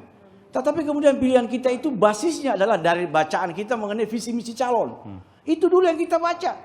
Mau kemana ini 5 tahun ini? Ingat teori 55. 5 menit di TPS menentukan 5 tahun nasib kita. Itu teori 55. Pemilu 55. Anda kalau main-main dengan 5 menit di TPS itu menggantungkan, menggadaikan, merusak 5 tahun masa depan Anda di daerah itu. Jadi satu suara sangat menentukan kualitas kehidupan pembangunan ekonomi kita. Sebagaimana diharapkan oleh Pak Dr. Aziz tadi. Apakah pilkada ini sudah mendorong, membangkitkan, menggairahkan pembangunan? Sudah dirasakan tidak sebagian besar kue-kue pembangunan ini kepada masyarakat? Jangan-jangan proses terpilihnya jadi bupati dengan politik uang. Jangan-jangan. Jangan tunggu untuk Anda disejahterakan. Mereka-mereka yang terpilih dengan cara-cara tidak terhormat, dengan enteng akan mengatakan, loh Anda kok masih menuntut untuk program kegiatan pemerintah 5 tahun? Bukankah saya sudah membeli suara Anda kemarin? Cukup, sudah jangan bersuara lagi. Nilai suara Anda 100.000. Tugas saya untuk mengelola 5 tahun ini. Itu fakta yang terjadi di pilkada kita. Kalau pemilih kita tidak cerdas. Memilih karena kedekatan A, kedekatan B, amplop A. Macam-macam. Jadi kita harus lawan. Katakan no tolerance untuk politik uang. Siapa lagi yang harus berinteraksi? Peserta pemilu. Calon gubernur, calon bupati, calon wakil bupati. Beliau calon pemimpin kita. Maka kita titipkan harapan kepada partai politik. Menyajikan, menghadirkan mereka-mereka jangankan bermasalah, berpotensi masalah saja jangan. Na'udzubillah kita punya pengalaman, ada gubernur 1 bulan OTT KPK. Ada bupati 1 semester tersangka kejaksaan. Ada gubernur tersangka kepolisian dan seterusnya, dan seterusnya. Apa ini yang kita harapkan dari proses pilkada kita? Kalau orang-orang yang disodor oleh partai politik ini orang-orang yang tidak bersih, orang-orang yang bersoal, orang-orang yang punya track record tidak baik, ya, dan seterusnya, maka jangan berharap ada perubahan. Kita percaya beliau adalah direktur di DPR ini membidangi politik. Saya menaruh harapan dan selama ini cukup bagus dukungan beliau kepada penyelenggara, kepada pemilu berintegritas. Terima kasih Pak Dr. Aziz. Yang ketiga, siapa yang harus berintegritas? Birokrasi. Tadi Profesor Nurlia sudah sampaikan. ASN kita ini menjelang pilkada, saya tadi pagi dari Gorontalo membaca sebuah e-paper, surat kabar online, saya melihat tingkat kunjungan ASN ke psikiater meningkat. Silakan baca hari ini salah satu koran nasional. Tingkat kunjungan ASN ke psikiater menjelang 9 Desember meningkat. Stres. Seperti sampaikan Prof. Mulya tadi, dia mau tegak lurus memilih berdasarkan bacaan visi misi program, tapi di sisi lain ada tekanan dan pesanan. Dua tuh, tekanan, pesanan. Anda kalau tidak berkeringat, tunggu. Balas budi, balas jasa. Dinas mata air, dinas air mata. Ini yang menghiasi ASN kita, jadi repot kalau dia mau tegak lurus. Saya dosen politik, background saya, walaupun ditugaskan sekarang oleh negara sebagai Ketua Dewan Kehormatan Republik Indonesia. Saya sependapat, kalau misalnya ASN ini tidak bisa ditegak luruskan untuk memilih secara fair, sebaiknya seperti TNI Polri saja. Off dulu untuk nyoblos. Saya sependapat dengan Pak Abdullah. Karena lebih banyak fakta, dia tergiring dijadikan objek kesana kemari, kesana kemari. Terutama oleh petahana. Ya, terutama oleh petahana. Yang keempat, siapa lagi yang berbicara? Tentu wasit pemilunya, penyelenggaranya. DKPP ingin ingatkan kepada KPU Bawaslu. Kehormatan pilkada kita ini ada di pundak saudara. Di kantong saudara ada sempritan, ada kartu kuning, ada kartu merah. Gunakan secara profesional dan secara bijak. Sangat keras sekali sakit hatinya masyarakat kalau Anda yang curang. Kalau wasit pemilu yang curang, itu sakitnya tuh di sini. Bukan berarti paslon boleh curang. Tidak begitu maksud saya. Tapi kalau wasit yang dipercaya sebagian seluruh masyarakat, diseleksi dalam proses seleksi yang ketat, lalu mengkhianati kepercayaan itu, maka dampaknya akan serius. Terakhir, ya sebelum ditegur oleh Mas Aiman, saya mau kasih contoh kalau wasit itu tidak fair. Sebagian besar kita ini kan penikmat sepak bola. Ya, apakah sepak bola tanah air kita atau sepak bola luar negeri. Anda perhatikan kalau wasitnya tidak fair. Kesebelasan yang kalah, walaupun selisih satu bola tidak bisa menerima. Wasitnya dikejar, dipukul, bahkan lapangan dibakar, di luar terjadi konflik yang sangat masif. Satu bola tidak bisa diterima karena dia merasakan wasit yang tidak fair. Tidak bisa diterima, walaupun satu bola kami tidak terima. Dia menang dengan cara-cara tidak terhormat karena didukung oleh wasit yang tidak netral. Anda bisa lihat bagaimana sepak bola kalau wasitnya tidak netral. Satu bola tidak bisa diterima. Sebaliknya, ayo saudara-saudaraku setanah air, kita lihat kalau wasitnya fair. Ada yang kalah 3, 4, 5 bahkan 7 bola, meninggalkan lapangan dengan senyum, cipika-cipiki, bahkan bertukar kostum karena dia merasakan wasit yang fair. Assalamualaikum warahmatullahi wabarakatuh. Waalaikumsalam. Luar biasa. Luar biasa. Terima kasih Prof. Muhammad Al-Hamid, Ketua Dewan Kehormatan Penyelenggara Pemilu Republik Indonesia. Tenang kita mendengarkan bagaimana kemudian komitmen dari wasit. Tentu bukan hanya DKPP yang menjadi wasit, tapi juga kita bicara soal KPU dan juga KPUD di daerah, ada juga Bawaslu, namun kemudian DKPP yang menjadi wasit di antara wasit yang paling atas. Tentu ini menjadi harapan, tidak juga kemudian menjadi kelengahan karena wasit harus lebih pintar dari pemainnya. Bahkan saya pernah mendengar ada komisioner KPUD yang kemudian ditempatkan oleh petahana, betul ya Pak Muhammad? Ini kemudian yang harus kemudian dibongkar dan akhirnya kemudian diberhentikan pada waktu itu oleh DKPP. Saya persilakan, kali ini adalah agenda kita untuk bertanya. Saya buka 2 pertanyaan dulu, atau nanti 1 pertanyaan, kalau memang terlalu panjang, untuk kemudian disampaikan dari rekan-rekan saya, para siswa, ya, mungkin dosen juga, ada PTIK juga, ada juga para pemangku kepentingan yang lain dari Nun jauh di sana. Saya persilakan, saya buka kesempatan untuk bertanya kepada siapa, mohon ditunjukkan asal, nama, dan profesi atau aktivitas saat ini. Silakan. Adakah? Yang saya berikan dari yang jauh dulu, dari peserta webinar series. Silakan. Langsung saja dibuka.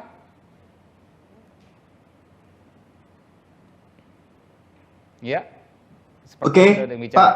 Oke, silakan nama dan kemudian aktivitas, pertanyaannya apa kepada siapa? Oke, selamat sore Bapak Ibu pembicara, narasumber, dan teman-teman yang sudah hadir dalam webinar kali ini.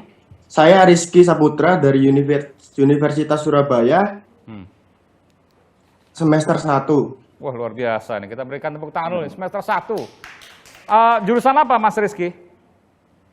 Saya jurusan hukum, Pak. Hukum, oke, silakan. Ya. Pak, saya ini bingung, Pak, sebenarnya. Bagaimana cara agar mahasiswa baru atau anak yang baru berusia 18 tahun bisa mencoblos pilkada sesuai dengan orang yang tepat, Pak. Jadi kan kita kan baru tahu nih, Pak, siapa calon-calonnya. Siapa aja yang menjadi calon gubernur atau calon wali kota. Supaya kita nggak golput, Pak. Bagaimana caranya kita tuh tidak salah memilih. KTP di mana, Mas? Surabaya? Surabaya, Pak. Oke, Surabaya pilkada ya tahun ini. Bagaimana supaya tidak salah memilih? Kira-kira pertanyaannya ke siapa nih? Kalau ke Dr. Aziz tentu jawabannya yang dijagokan di Golkar, jangan di Pilkada Kota Surabaya. Jadi yang mana nih? Tapi saya nggak tahu juga Golkar yang mana ya. Oh, Pak Mahfud Arifin, oke. Udah disebutin. Silakan Mas, pertanyaan kepada siapa? Terserah sih Pak siapa yang mau menjawab. Oke. Iya Pak. Kalau gitu saya berikan kesempatan ke Bung Jayadi. Bung Jayadi yang punya data banyak ini. Siapa yang paling tinggi atau siapa yang paling kredibel, nah itu tergantung nanti bagaimana memilihnya. Atau jangan-jangan siapa yang paling kaya, jangan dong ya. Bahaya nanti. Oke baik, silakan Bung Jayadi. Silakan dijawab saja, nanti saya akan menunjuk lagi satu, siap-siap nanti pertanyaan kedua. Silakan. Iya, jadi kalau saya yang menjawab ya pertama, itu kan pertanyaannya bagaimana caranya supaya pemilih pemula itu cerdas kira-kira gitu kan? Ini kayaknya apa namanya? Pemilih mengambang apa? Enggak, pemilih pemula dia sebut tadi, anak yang baru pemula berumur dan 18 tahun, ya gitu. Iya. Ya, jadi Swing. jadi ini apa namanya? Ini bukan hanya tugas dia, tapi juga tugas pertama penyelenggara pemilu untuk memberikan pendidikan, pertama partai politik dan calon untuk memberikan pendidikan politik yang benar. Nah kalau dalam masa pilkada seperti sekarang, pendidikan politik itu diperoleh melalui kampanye, yang paling banyak kan gitu. Maka memang tanggung jawab dari calon untuk memberikan kampanye yang mencerdaskan. Apa itu kampanye yang mencerdaskan? Ya ini ya mungkin di lapangan orang akan bilang alah teori kan gitu kan. Tetapi memang kampanye yang mencerdaskan adalah kampanye yang menunjukkan apa sih yang akan dilakukan oleh calon ke depan. Mengapa dia berbeda dengan calon yang lain, begitu kan? Dari berbagai sarana yang ada. Nah menurut saya apa namanya, di masa pandemi ini ada potensi untuk fokus pada kampanye yang lebih substantif itu lebih besar. Kenapa? Karena kan di PKPU hanya dibolehkan kampanye pertemuan terbatas ya Bang ya, kemudian tatap muka langsung dan sebagainya. Itu kan memberi kesempatan kepada para calon untuk berinteraksi secara lebih substantif dengan para pemilih pemula, termasuk dengan para calon pemilih, termasuk dengan pemilih pemula. Nah, itu dari sisi apa namanya calon. Dari sisi penyelenggara pemilu, saya kira memang ada tanggung jawab juga untuk memberikan pendidikan politik. Jadi, Mas Rizky, ikutilah apa namanya penjelasan-penjelasan. Misalnya sekarang lagi pada musim debat tuh kan, ini prosesnya di pilkada kan proses debat sekarang. Masih kalau nggak salah sudah sekali, nanti akan ada 2 kali lagi debat itu. Lihatlah di debat itu nanti, kan disiarkan di televisi segala macam. Itu bagi calon. Kemudian bagi apa namanya itu bagi yang pemilih ya, bagi para tadi calon pemilih, penyelenggara pemilu ya, kalau ada model-model kampanye yang misalnya menggunakan isu sara, kemudian hanya mengandalkan apa namanya kekayaan atau hanya jual tampang begitu ya. Nah itu para penyelenggara pemilu juga perlu memberikan penjelasan kepada masyarakat secara umum, terutama kepada para pemilih pemula. Gimana? Biasanya menang gitu karena bingung. Ya itulah. Yang paling tahu untuk memilih itu cuma 2 menurut saya. Ya. Pertama partai politik, maksudnya anggota partai politik karena dia tahu berdasarkan kepentingannya. Ya. Yang kedua wartawan karena dia setiap hari berkaitan dengan itu.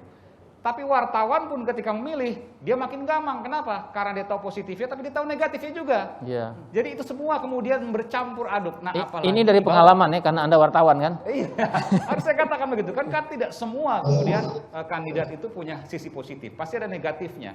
Nah, saya ingin tanya Bung Jayadi, kalau ada 2 hal seperti itu, yang mana yang harus kita timbang? Kan nggak mungkin juga kita bicara soal, ini saya mewakili Rizky ya, dan mungkin kawan-kawan, apalagi pemilih pemula, banyak swing voter pemilih mengambang juga berpikiran demikian. Kan tidak mungkin orang 100% sempurna. Ada positif, ada negatif. Ya, gini. Bagaimana kemudian ringkasnya gini, ringkasnya kegalauan negatifnya itu? Ringkasnya pemilih pemula tanya, kebutuhan dia apa? Misalnya apa? Dia ingin sekolah lebih apa namanya? Sekolah lebih bagus. Maka dia cari kandidat yang kira-kira fokus perhatiannya minimal ada atau cukup dalam pendidikan misalnya. Dia ingin ibunya itu bisa tenang di rumah. Gimana caranya misalnya kalau begitu bapaknya bisa dapat pekerjaan dengan baik. Luar biasa. Dia lihat kandidat mana yang kira-kira bakal memperbaiki ekonomi di masa Covid ini misalnya, atau sebaliknya, ibunya guru honorer misalnya, ibunya. Dia ingin ibunya dapat pekerjaan tetap biar aman dengan dia. Dia lihat kandidat yang kira-kira programnya itu cocok dengan dia. Dia ingin kesehatannya terjamin. Dia selama ini kalau ke rumah sakit takut, bayar BPJS susah. Maka dia cari kandidat yang kira-kira cocok dengan kebutuhannya tersebut. Jadi jangan mau 100% ya nggak bisa, seperti Anda bilang. Tapi tadi kebanyakan juga tuh. Jadi intinya bahwa yang mana yang paling dibutuhkan bagi pribadi dia. Itu aja pikir. Betul. Satu aja mungkin bisa jadi jawaban. Bisa. Oke. Kecuali kalau satu itu nggak ada jawaban dari sekian calon, cari kemudian kebutuhan yang lain yang turun nomor 2. Wah, itu luar biasa ini. Saya juga baru tahu cara milih begitu ya. Meskipun saya sempat juga belajar soal voting behavior. Bisa jadi formulasinya. Mudah-mudahan terjawab, Bung Rizky. Saya akan lanjutkan nanti. Ini sebelum saya ke sana ada chat Zoom ya dari Fauzi Universitas Siber Asia untuk Profesor Ibu Nurliah ya. Jika ASN di-off-kan mengikuti pilkada, bagaimana dengan hak suaranya? Nah, ini tadi ada usulan bagus yang disebutkan oleh Prof. Muhammad, tapi bagaimana dengan hak suaranya? Lalu bagaimana kalau seandainya gini, kita bicara soal, saya tambahkan dikit, TNI Polri kan chain of command, rantai komando. Pusat menguasai seluruh daerah. Kalau ASN kan tidak. Nah, kan itu yang menjadi masalah. Ketika misalnya, siapa bos ASN paling tinggi? Pak Presiden ya? Menpan misalnya, oke. Menpan mengatakan A, belum tentu di bawahnya langsung kemudian ikut. Seperti halnya TNI Polri misalnya, yang memang satu komando. Bagaimana kemudian melakukannya? Baik, terima kasih. Saya ingin meralat sedikit tadi ya. Dari Prof. Muhammad, saya bukan menyatakan bahwa ASN harus dicabut hak suaranya seperti TNI. Kalau TNI dicabut hak suaranya, sebenarnya kita pernah ada diskusi beberapa waktu yang lalu bahwa ketika TNI Polri dicabut hak suaranya, sebenarnya ini bukan memprovokator ini, tapi hak suara itu menjadi hak dasar sebagai warga negara. Ketika itu dicabut, itu sama dengan menghilangkan hak dasar itu seperti second grade, seperti warga kelas kedua ketika tidak mendapatkan hak suara itu. Dulu TNI Polri itu mendapatkan suara di DPR, makanya dia tidak bikin hak suara. Nah, sekarang nggak punya, itu pernah kami diskusi, gimana dong posisi hak suara? Siapa yang menyuarakan kepentingan mereka? Ya, nah ASN ini bukan dicabut sama sekali tidak, tapi justru dikuatkan posisinya. Dalam hal ini misalnya, kalau kepala daerah itu menjadi pembina kepegawaian, tapi bagaimana KASN, Komisi Aparatur Sipil Negara ini lebih kuat lagi menerima laporan-laporan ketika kepala daerah misalnya memaksa dan terbukti memaksa ASN-nya untuk terlibat dalam pilkada. Terutama misalnya tiba-tiba terjadi mutasi-mutasi yang tidak jelas. Dan itu marak terjadi. Setelah pilkada akan terjadi mutasi. Nah, itu tentunya ada laporan. Nah, mampukah KASN menunjukkan gigi dalam hal ini bahwa laporan itu akan diterima dan ada contoh bahwa kepala daerah tersebut akan mendapatkan sanksi. Nah, seperti itu. Atau tadi sempat berdiskusi dengan Pak Dr. Aziz ya, mungkin nanti bisa ditambahkan juga. Bagaimana misalnya menambah rentang waktu ya cuti supaya kepala daerah ini yang terpilih atau terpilih ini tidak semena-mena menggunakan kekuasaannya untuk memindahkan atau melakukan mutasi kepada ASN tersebut. Tapi intinya adalah ASN tetap harus terjaga hak pilihnya. Karena itu adalah hak asasi ya, itu hak asasi. Bagaimana independensi dijaga itu tantangan. Itu tantangan. Solusinya menurut Bu Profesor adalah pertama penguatan KASN, Komisi Aparatur Sipil Negara ya, supaya dia lebih cepat merespon, jangan sampai lewat waktu dalam merespon setiap pengaduan, dan juga bagaimana kepala daerah ini kemudian lebih transparan ketika memilih pejabat-pejabat yang dipilih. Memang banyak kepala daerah mengatakan ini kan usaha saya terpilih karena usaha saya mau dong memilih orang-orang yang saya anggap bisa bekerja, tapi harus ada alasan-alasan jelas, dan itu harus dilakukan ketika menempatkan orang-orang di dinas-dinasnya. Jadi tidak asal milih karena like and dislike-nya. Misalnya kan ada aturan, kalau ASN itu ada aturan kepangkatan misalnya. Ya, misalnya kepangkatannya belum nyampe ke sana ya, tiba-tiba diangkat menjadi kepala dinas. Ada persyaratan. Nah, kalau tidak memenuhi persyaratan itu, ya harusnya itu menjadi bahan laporan ke KASN. Dan juga harus transparan media memuat bahwa kepala daerah ini sudah melakukan pelanggaran dalam hal disiplin kepegawaian dalam pengangkatan. Berdasarkan KASN nanti, hasil dari investigasi KASN. Iya, tapi cuma memang selama ini masyarakat masih merasakan lamban. Ya, dan tidak ada sanksi yang jelas ketika rekomendasi KASN ini dilaksanakan atau tidak. Ada misalnya rekomendasi untuk menegur, ya. Tapi selama ASN ini di pihak petahana tidak dilakukan. Tapi kalau di posisi akan segera ditindaklanjuti. Nah, itu jadi keadilan, fairness dalam menindaklanjuti. Nah, jadi batalannya adalah tetap kita jaga netralitas ASN dengan transparansi, ya, semakin banyak masyarakat semakin cerdas. Dan saya selalu menyampaikan bahwa pemerintahan yang baik itu lahir dari masyarakat yang cerdas, dengan masyarakat yang secara berjamaah ini bersama-sama mengawasi proses pilkada, termasuk penempatan ASN. Masyarakat berhak mendapatkan pelayanan dari pemerintahan dengan menempatkan orang-orang yang punya kapasitas. Jadi mereka bisa dong menyuarakan, kami kan dipimpin orang yang tidak punya kapasitas. Ya, sekira itu. Baik. Jadi penguatan di birokrasi, dan jangan lupa juga deliberasi masyarakat, terutama yang ada di tengah-tengah masyarakat, di antara media sosial, karena kuat sekali. Foto-foto atau video-video, meskipun mungkin bisa disalahartikan nanti, tentu ada klarifikasi selanjutnya, tapi itu bisa kemudian menjadi fungsi penyeimbang, fungsi kontrol yang terjadi di daerah-daerah. Karena kami sendiri di pusat misalnya media, itu ketika melihat misalnya video ada yang luar biasa, walaupun katakanlah cuma 5-10 detik, tapi itu kemudian mencuri perhatian, maka kami melakukan klarifikasi, verifikasi, dan kemudian kami mengangkat sebagai sebuah pemberitaan yang memang menjadi fungsi kontrol bagi siapapun. Kadang-kadang jauh juga, Bu, itu misalnya di tengah-tengah Kalimantan Tengah, misalnya di pedalaman di Kota Waringin Timur dan lain sebagainya, Itu kemudian menjadi sebuah fungsi kontrol. Terima kasih, Ibu Profesor Nurliah Nurdin. Satu pertanyaan lagi, nanti saya akan berikan terakhir dari chat Zoom, ya, Fajar Unas. Apa sebenarnya yang menjadi urgensi? Ini penting nih. Apa yang sebenarnya menjadi urgensi pilkada serentak 2020 tetap diadakan dengan melihat kondisi saat ini, pandemi maksudnya. Bukankah seharusnya variabel kesehatan yang diutamakan?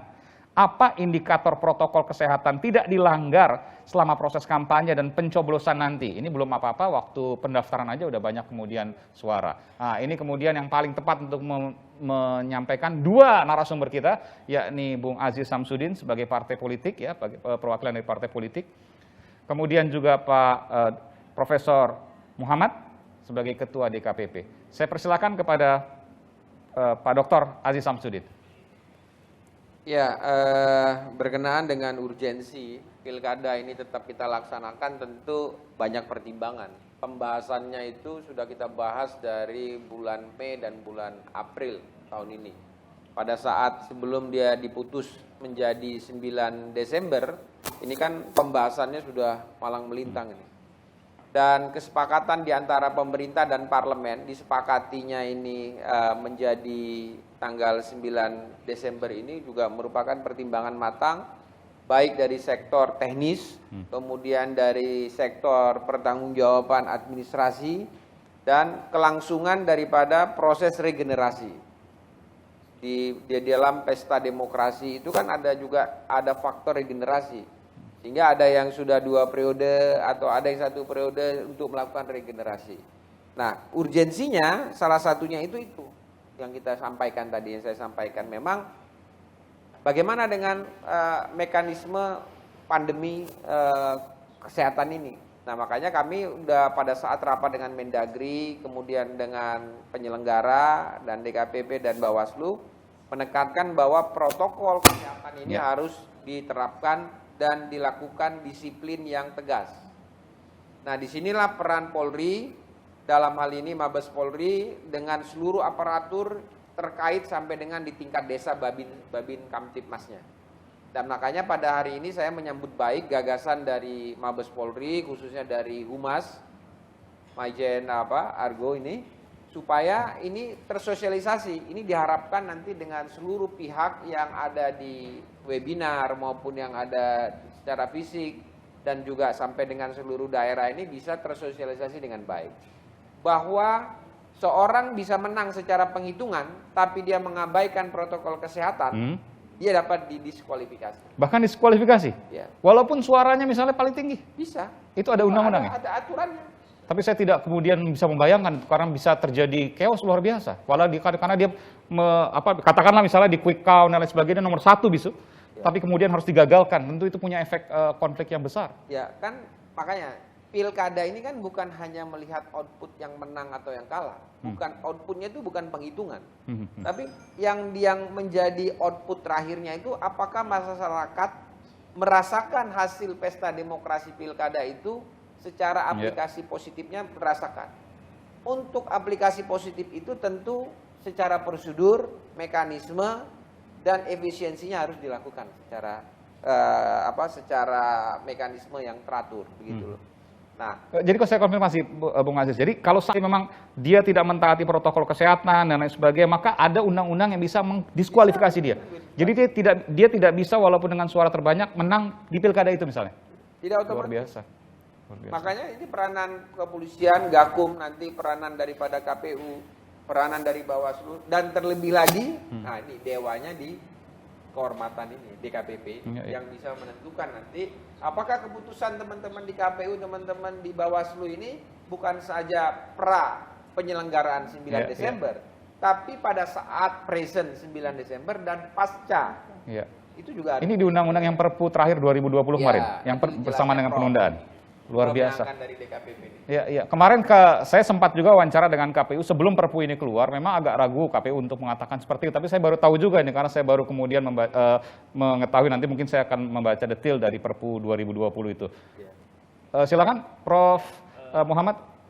Saya ingin kemudian sedikit dulu terkait dengan hal ini. Karena ini hal yang penting kemudian untuk disosialisasikan juga. Bahwa bisa diskualifikasi walaupun dalam proses penghitungan akhir nanti dia menang misalnya. Begini. Jadi kalau di Undang-Undang Pilkada tidak ada satu pasal pun yang mengatakan bisa mendiskualifikasi. Tetapi KPU dan Bawaslu akan menggunakan undang-undang lain. Itu bisa. Kalau dia melanggar undang-undang berarti tidak memenuhi syarat. Oh, bukan di Perpu berarti? Bukan di Undang-Undang Pilkada kita. Di Undang-Undang Pilkada itu memang ya dibuatnya kan bukan di tengah pandemi. Dan memang tidak ada satu pasal di Undang-Undang Pilkada kita yang mengatakan bahwa mereka bisa didiskualifikasi kalau melanggar protokol kesehatan. Termasuk di Perpu yang penundaan Desember ini tetapi PKPU-nya dan peraturan Bawaslu itu menggunakan undang-undang lain yang bisa menjerat pasangan calon atau timnya yang melakukan pelanggaran. Misalnya undang-undang apa itu? Undang-undang tentang masalah ini, masalah yang diatur oleh pemerintah ini. Ya, dalam rangka undang-undang kesehatan ini, itu ada kaitannya dengan pilkada. Nah, kalau dia melanggar di situ, itu bisa didiskualifikasi. Jadi kita berharap semuanya patuhlah dengan protokol kesehatan. Untuk penyelenggara pilkada itu di setiap TPS menggunakan APD. Lalu seluruh petugas dilakukan rapid test. Jadi nanti putih-putih begitu? Iya. Putih-putih seperti hazmat gitu ya? Iya. Itu KPU sudah sosialisasi itu. Jadi semua petugas itu menggunakan APD. Jadi 7 jam lebih nanti pas pada saat penghitungan? Iya, mulai dari full pakai hazmat itu? Betul. Wah, saya nggak bisa bayangin itu panasnya luar biasa. Memang seperti itulah. Ini kan jaminannya kan jangan sampai ke pilkada ini menjadi klaster baru. Itu kan kekhawatiran orang. Ya, jadi kita berharap dengan pengaturan-pengaturan seperti itu kemudian bisa menghindari terjadinya klaster ya. Nah, tadi terkait ASN saya mau sampaikan begini. Ini fakta bahwa di pilkada itu lebih banyak persoalan ASN kita tidak netral, itu fakta. Jadi maksud saya dia cuma di-off-kan untuk nyoblos. Hak politiknya, hak karirnya untuk menjadi kepala dinas apa itu ada undang-undang yang mengatur. Tetapi data yang kita lihat, berapa banyak rekomendasi KSN itu hanya sedikit yang ditindaklanjuti oleh PPK. Karena yang mengeksekusi itu atasannya. Nggak yang begini-begini yang kita maksud. Jadi dia di-off-kan saja untuk nyoblos seperti TNI Polri. ASN itu kan milik negara. Ya, alat negara. Birokrasi harus netral. Jadi yang saya maksud itu adalah dia tidak ikut nyoblos saja. Tetapi hak-hak yang lain, ya, kompetisi yang lain, hak kewajiban yang lain, karirnya tetap dijaga oleh negara. Tapi diposisikannya itu seperti dengan TNI Polri, dia netral. Ya kalau dia nyoblos, dia pasti tidak netral. Kan begitu, potensi tidak netralnya besar. Apalagi misalnya dia petahana ya. Kita lihatlah, ada petahana itu kan dengan mudah menunggu 6 bulan. Memang ada undang-undang 6 bulan sebelum sesudahnya. Tapi tunggu, 1 hari setelah 6 bulan, petahana atau yang menang ini akan melakukan bersih-bersih, balas budi, balas jasa. Jadi ini data, ini saya bicara data bahwa di-off-kan hanya untuk nyoblos seperti TNI Polri. Habis itu dia terlibat dalam pemerintahan, pembangunan. Lalu dikawallah dalam proses-proses undang-undang ASN itu. Nah, ya ini tentu ada di beliau nih, di lembaga beliau. Apakah kemudian pilihan itu kita bisa lihat? Tapi by data di setiap pilkada, ASN kita jauh lebih banyak yang terseret-seret daripada yang netral dalam pilkada. Saya Lebih kira itu, banyak Mas yang Iwan. terseret Banyak yang tidak terseret. netral ketimbang yang netral. Nah, data Itu fakta KSN. ya? Coba saya kemarin satu forum dengan kepala KSN, Profesor Agus. Dia mengatakan hanya 30% rekomendasi KSN dijalankan oleh PPK. Ada 70% yang diendapkan oleh PPK dalam lacinya. Tidak dilanjuti terkait netralitas. Ada yang nge-like, ada yang mendukung. KSN sudah mengatakan ini melanggar. Tolong tindaki. 30% saja ini tidak lanjuti oleh PPK. 70% dibiarin, diamankan dan seterusnya. Itu yang saya maksud bahwa ya ini tentu kajian, monggo kita bisa bahas itu. Ya intinya bahwa agak sulit menemukan ASN netral di pilkada itu. Karena tekanan dari atas. Apalagi kalau ada petahana, terutama potensi petahana itu. Baik. Karena ada tekanan dan pesanan. Baik. Saya respon dikit ya. Silakan. Di Indonesia ini ada sekitar 4,5 juta ya, sekitaran ASN. ASN. Berapa persen sih yang terlibat dalam politik pilkada tersebut kemudian harus mengorbankan hak pilih? Sementara ASN itu menurut saya adalah pemilih cerdas. Guru-guru lebih dari 50% dari ASN itu. Dia bisa memilih mana yang bisa mewakili suara mereka. Jadi jangan dilihat yang terlibat saja yang mungkin sekian persen. Jadi kalau saya sih tetap penguatan. Jangan kemudian ketidakmampuan kita untuk menjaga posisi ASN supaya netral, kemudian kita mencabut. Ya, itu sama dengan ada tikus kita tidak bisa basmi, kemudian rumah kita bakar. Sementara ini ada 4,5 juta nih ASN yang mostly mereka adalah pemilih cerdas, sehingga memang ke ASN ini harus dikuatkan lagi. Ada upaya sosialisasi kampanye luar besar supaya menunjukkan bahwa KSN punya kekuatan. Misalnya, ada enggak kepala daerah yang sudah mendapatkan sanksi dianulir misalnya gitu kan, karena ada rekomendasi dari KSN. Sehingga itu membuat juga petahana lebih hati-hati, tidak melakukan itu. Kemudian transparansi dalam setiap pengambilan kebijakan kepala daerah, terutama dalam posisi-posisi penempatan itu, sehingga juga masyarakat bisa melihat bahwa kepala daerah ini mengangkat atau memberhentikan orang ini bukan lagi berdasarkan kemampuan atau kapasitasnya, karena ini yang menjadi kegelisahan. Tapi memang kita tetap harus menjaga dan menguatkan posisi ASN ini sebagai pemilih cerdas, dan bagaimana lembaga negara bisa menolong mereka keluar dari masalah dipolitisasi. Nanti mau cerdas ditanyain, Bu, yang gaji siapa gitu.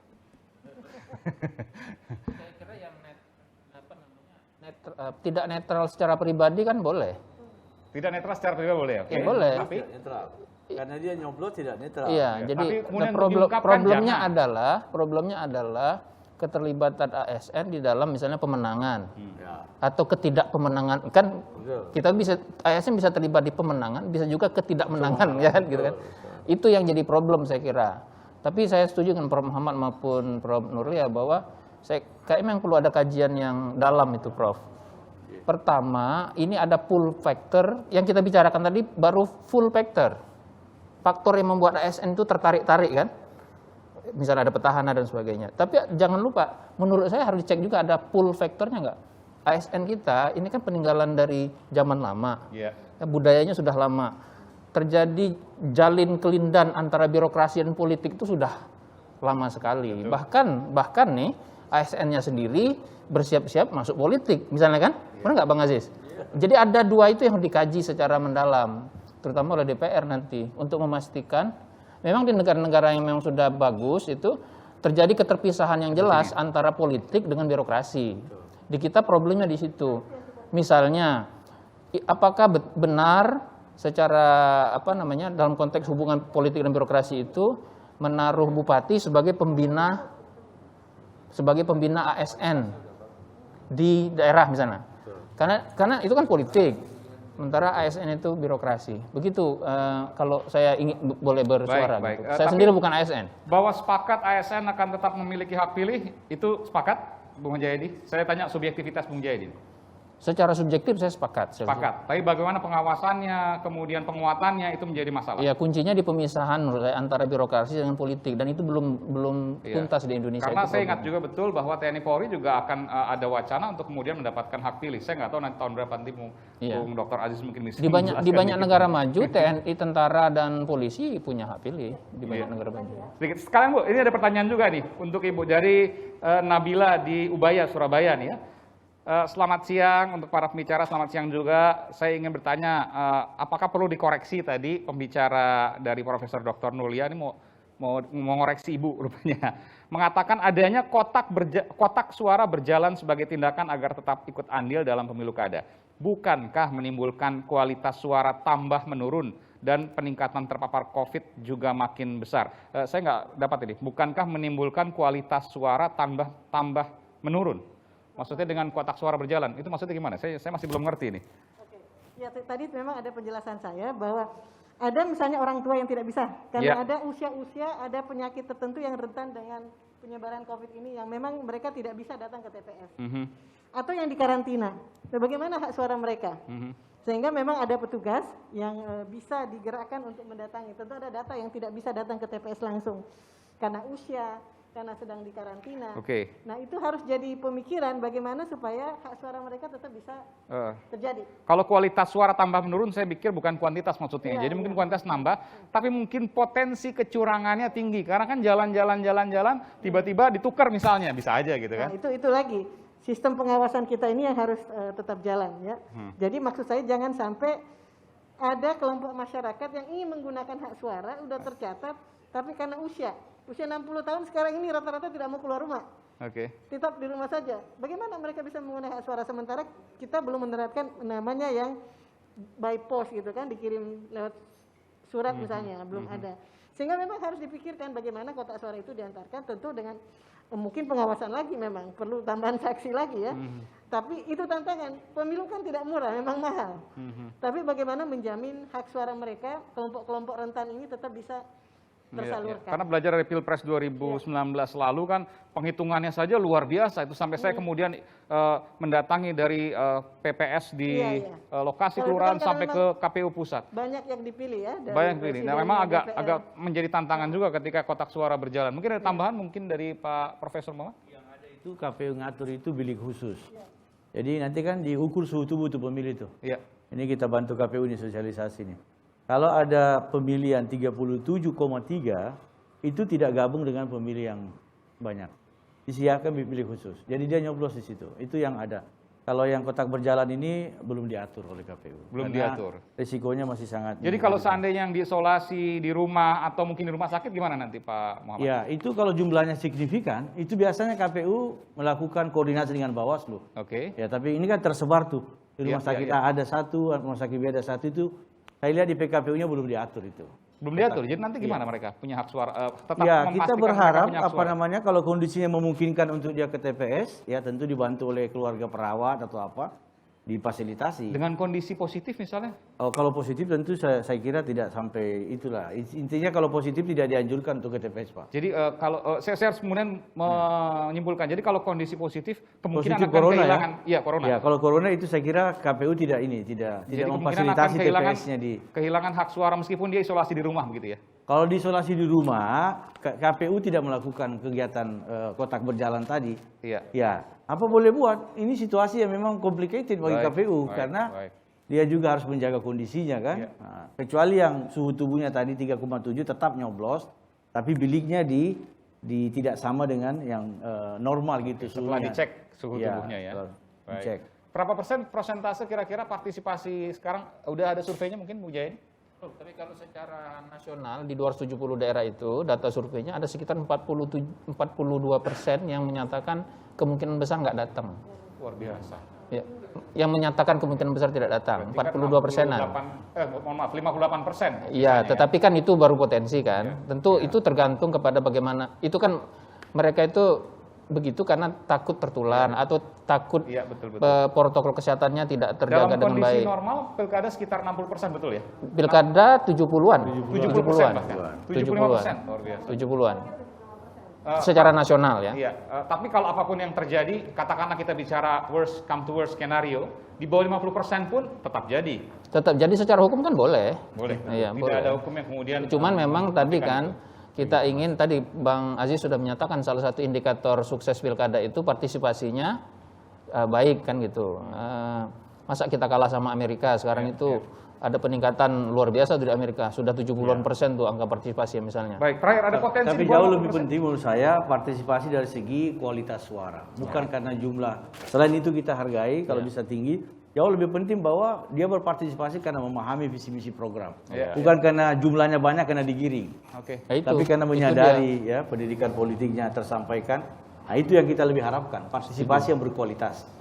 Partisipasi yang berkualitas dan juga keamanan yang dijaga. Tentu Iya. itu dua hal yang Saya kira dua itu yang paling pokok Pencegahan untuk penularan, mengurangi masyarakat yang tidak mau datang itu adalah pertama sosialisasi yang betul-betul jelas, masif kepada masyarakat. Yang kedua adalah betul-betul ada jaminan, tanda kutip tentu saja, soal kesehatan dan keamanan. Ya, baik. Dan ini kemudian biasanya kan di TPS setelah memilih biasanya warga kan menjadi pesta, mereka ngumpul-ngumpul. Mungkin sekarang ada imbauan tidak lagi untuk dilakukan. Jadi setelah mencoblos pulang biar nggak ada kerumunan. Saya kira kalau di TPS mungkin KPU bisa untuk kontrol dengan ketat. Masalahnya setelah dari KPU terus pulangnya gimana? Mereka kumpul ke tempat calon masing-masing dan sebagainya. Apalagi kalau dia merasa menang, habis quick count misalnya, kumpul-kumpul. Nah itu saya nggak tahu gimana tuh Bang. Ada yang bisa dikontrol langsung oleh KPU penyelenggara pemilu, ada yang tidak kan? Mungkin Polri di situ. Ya itu. Kalau urusan yang kumpul kerumunan itu kan sudah tegas sekali. Instruksi Kapolri jelas. Kalau KPU pada tahapannya. Oke.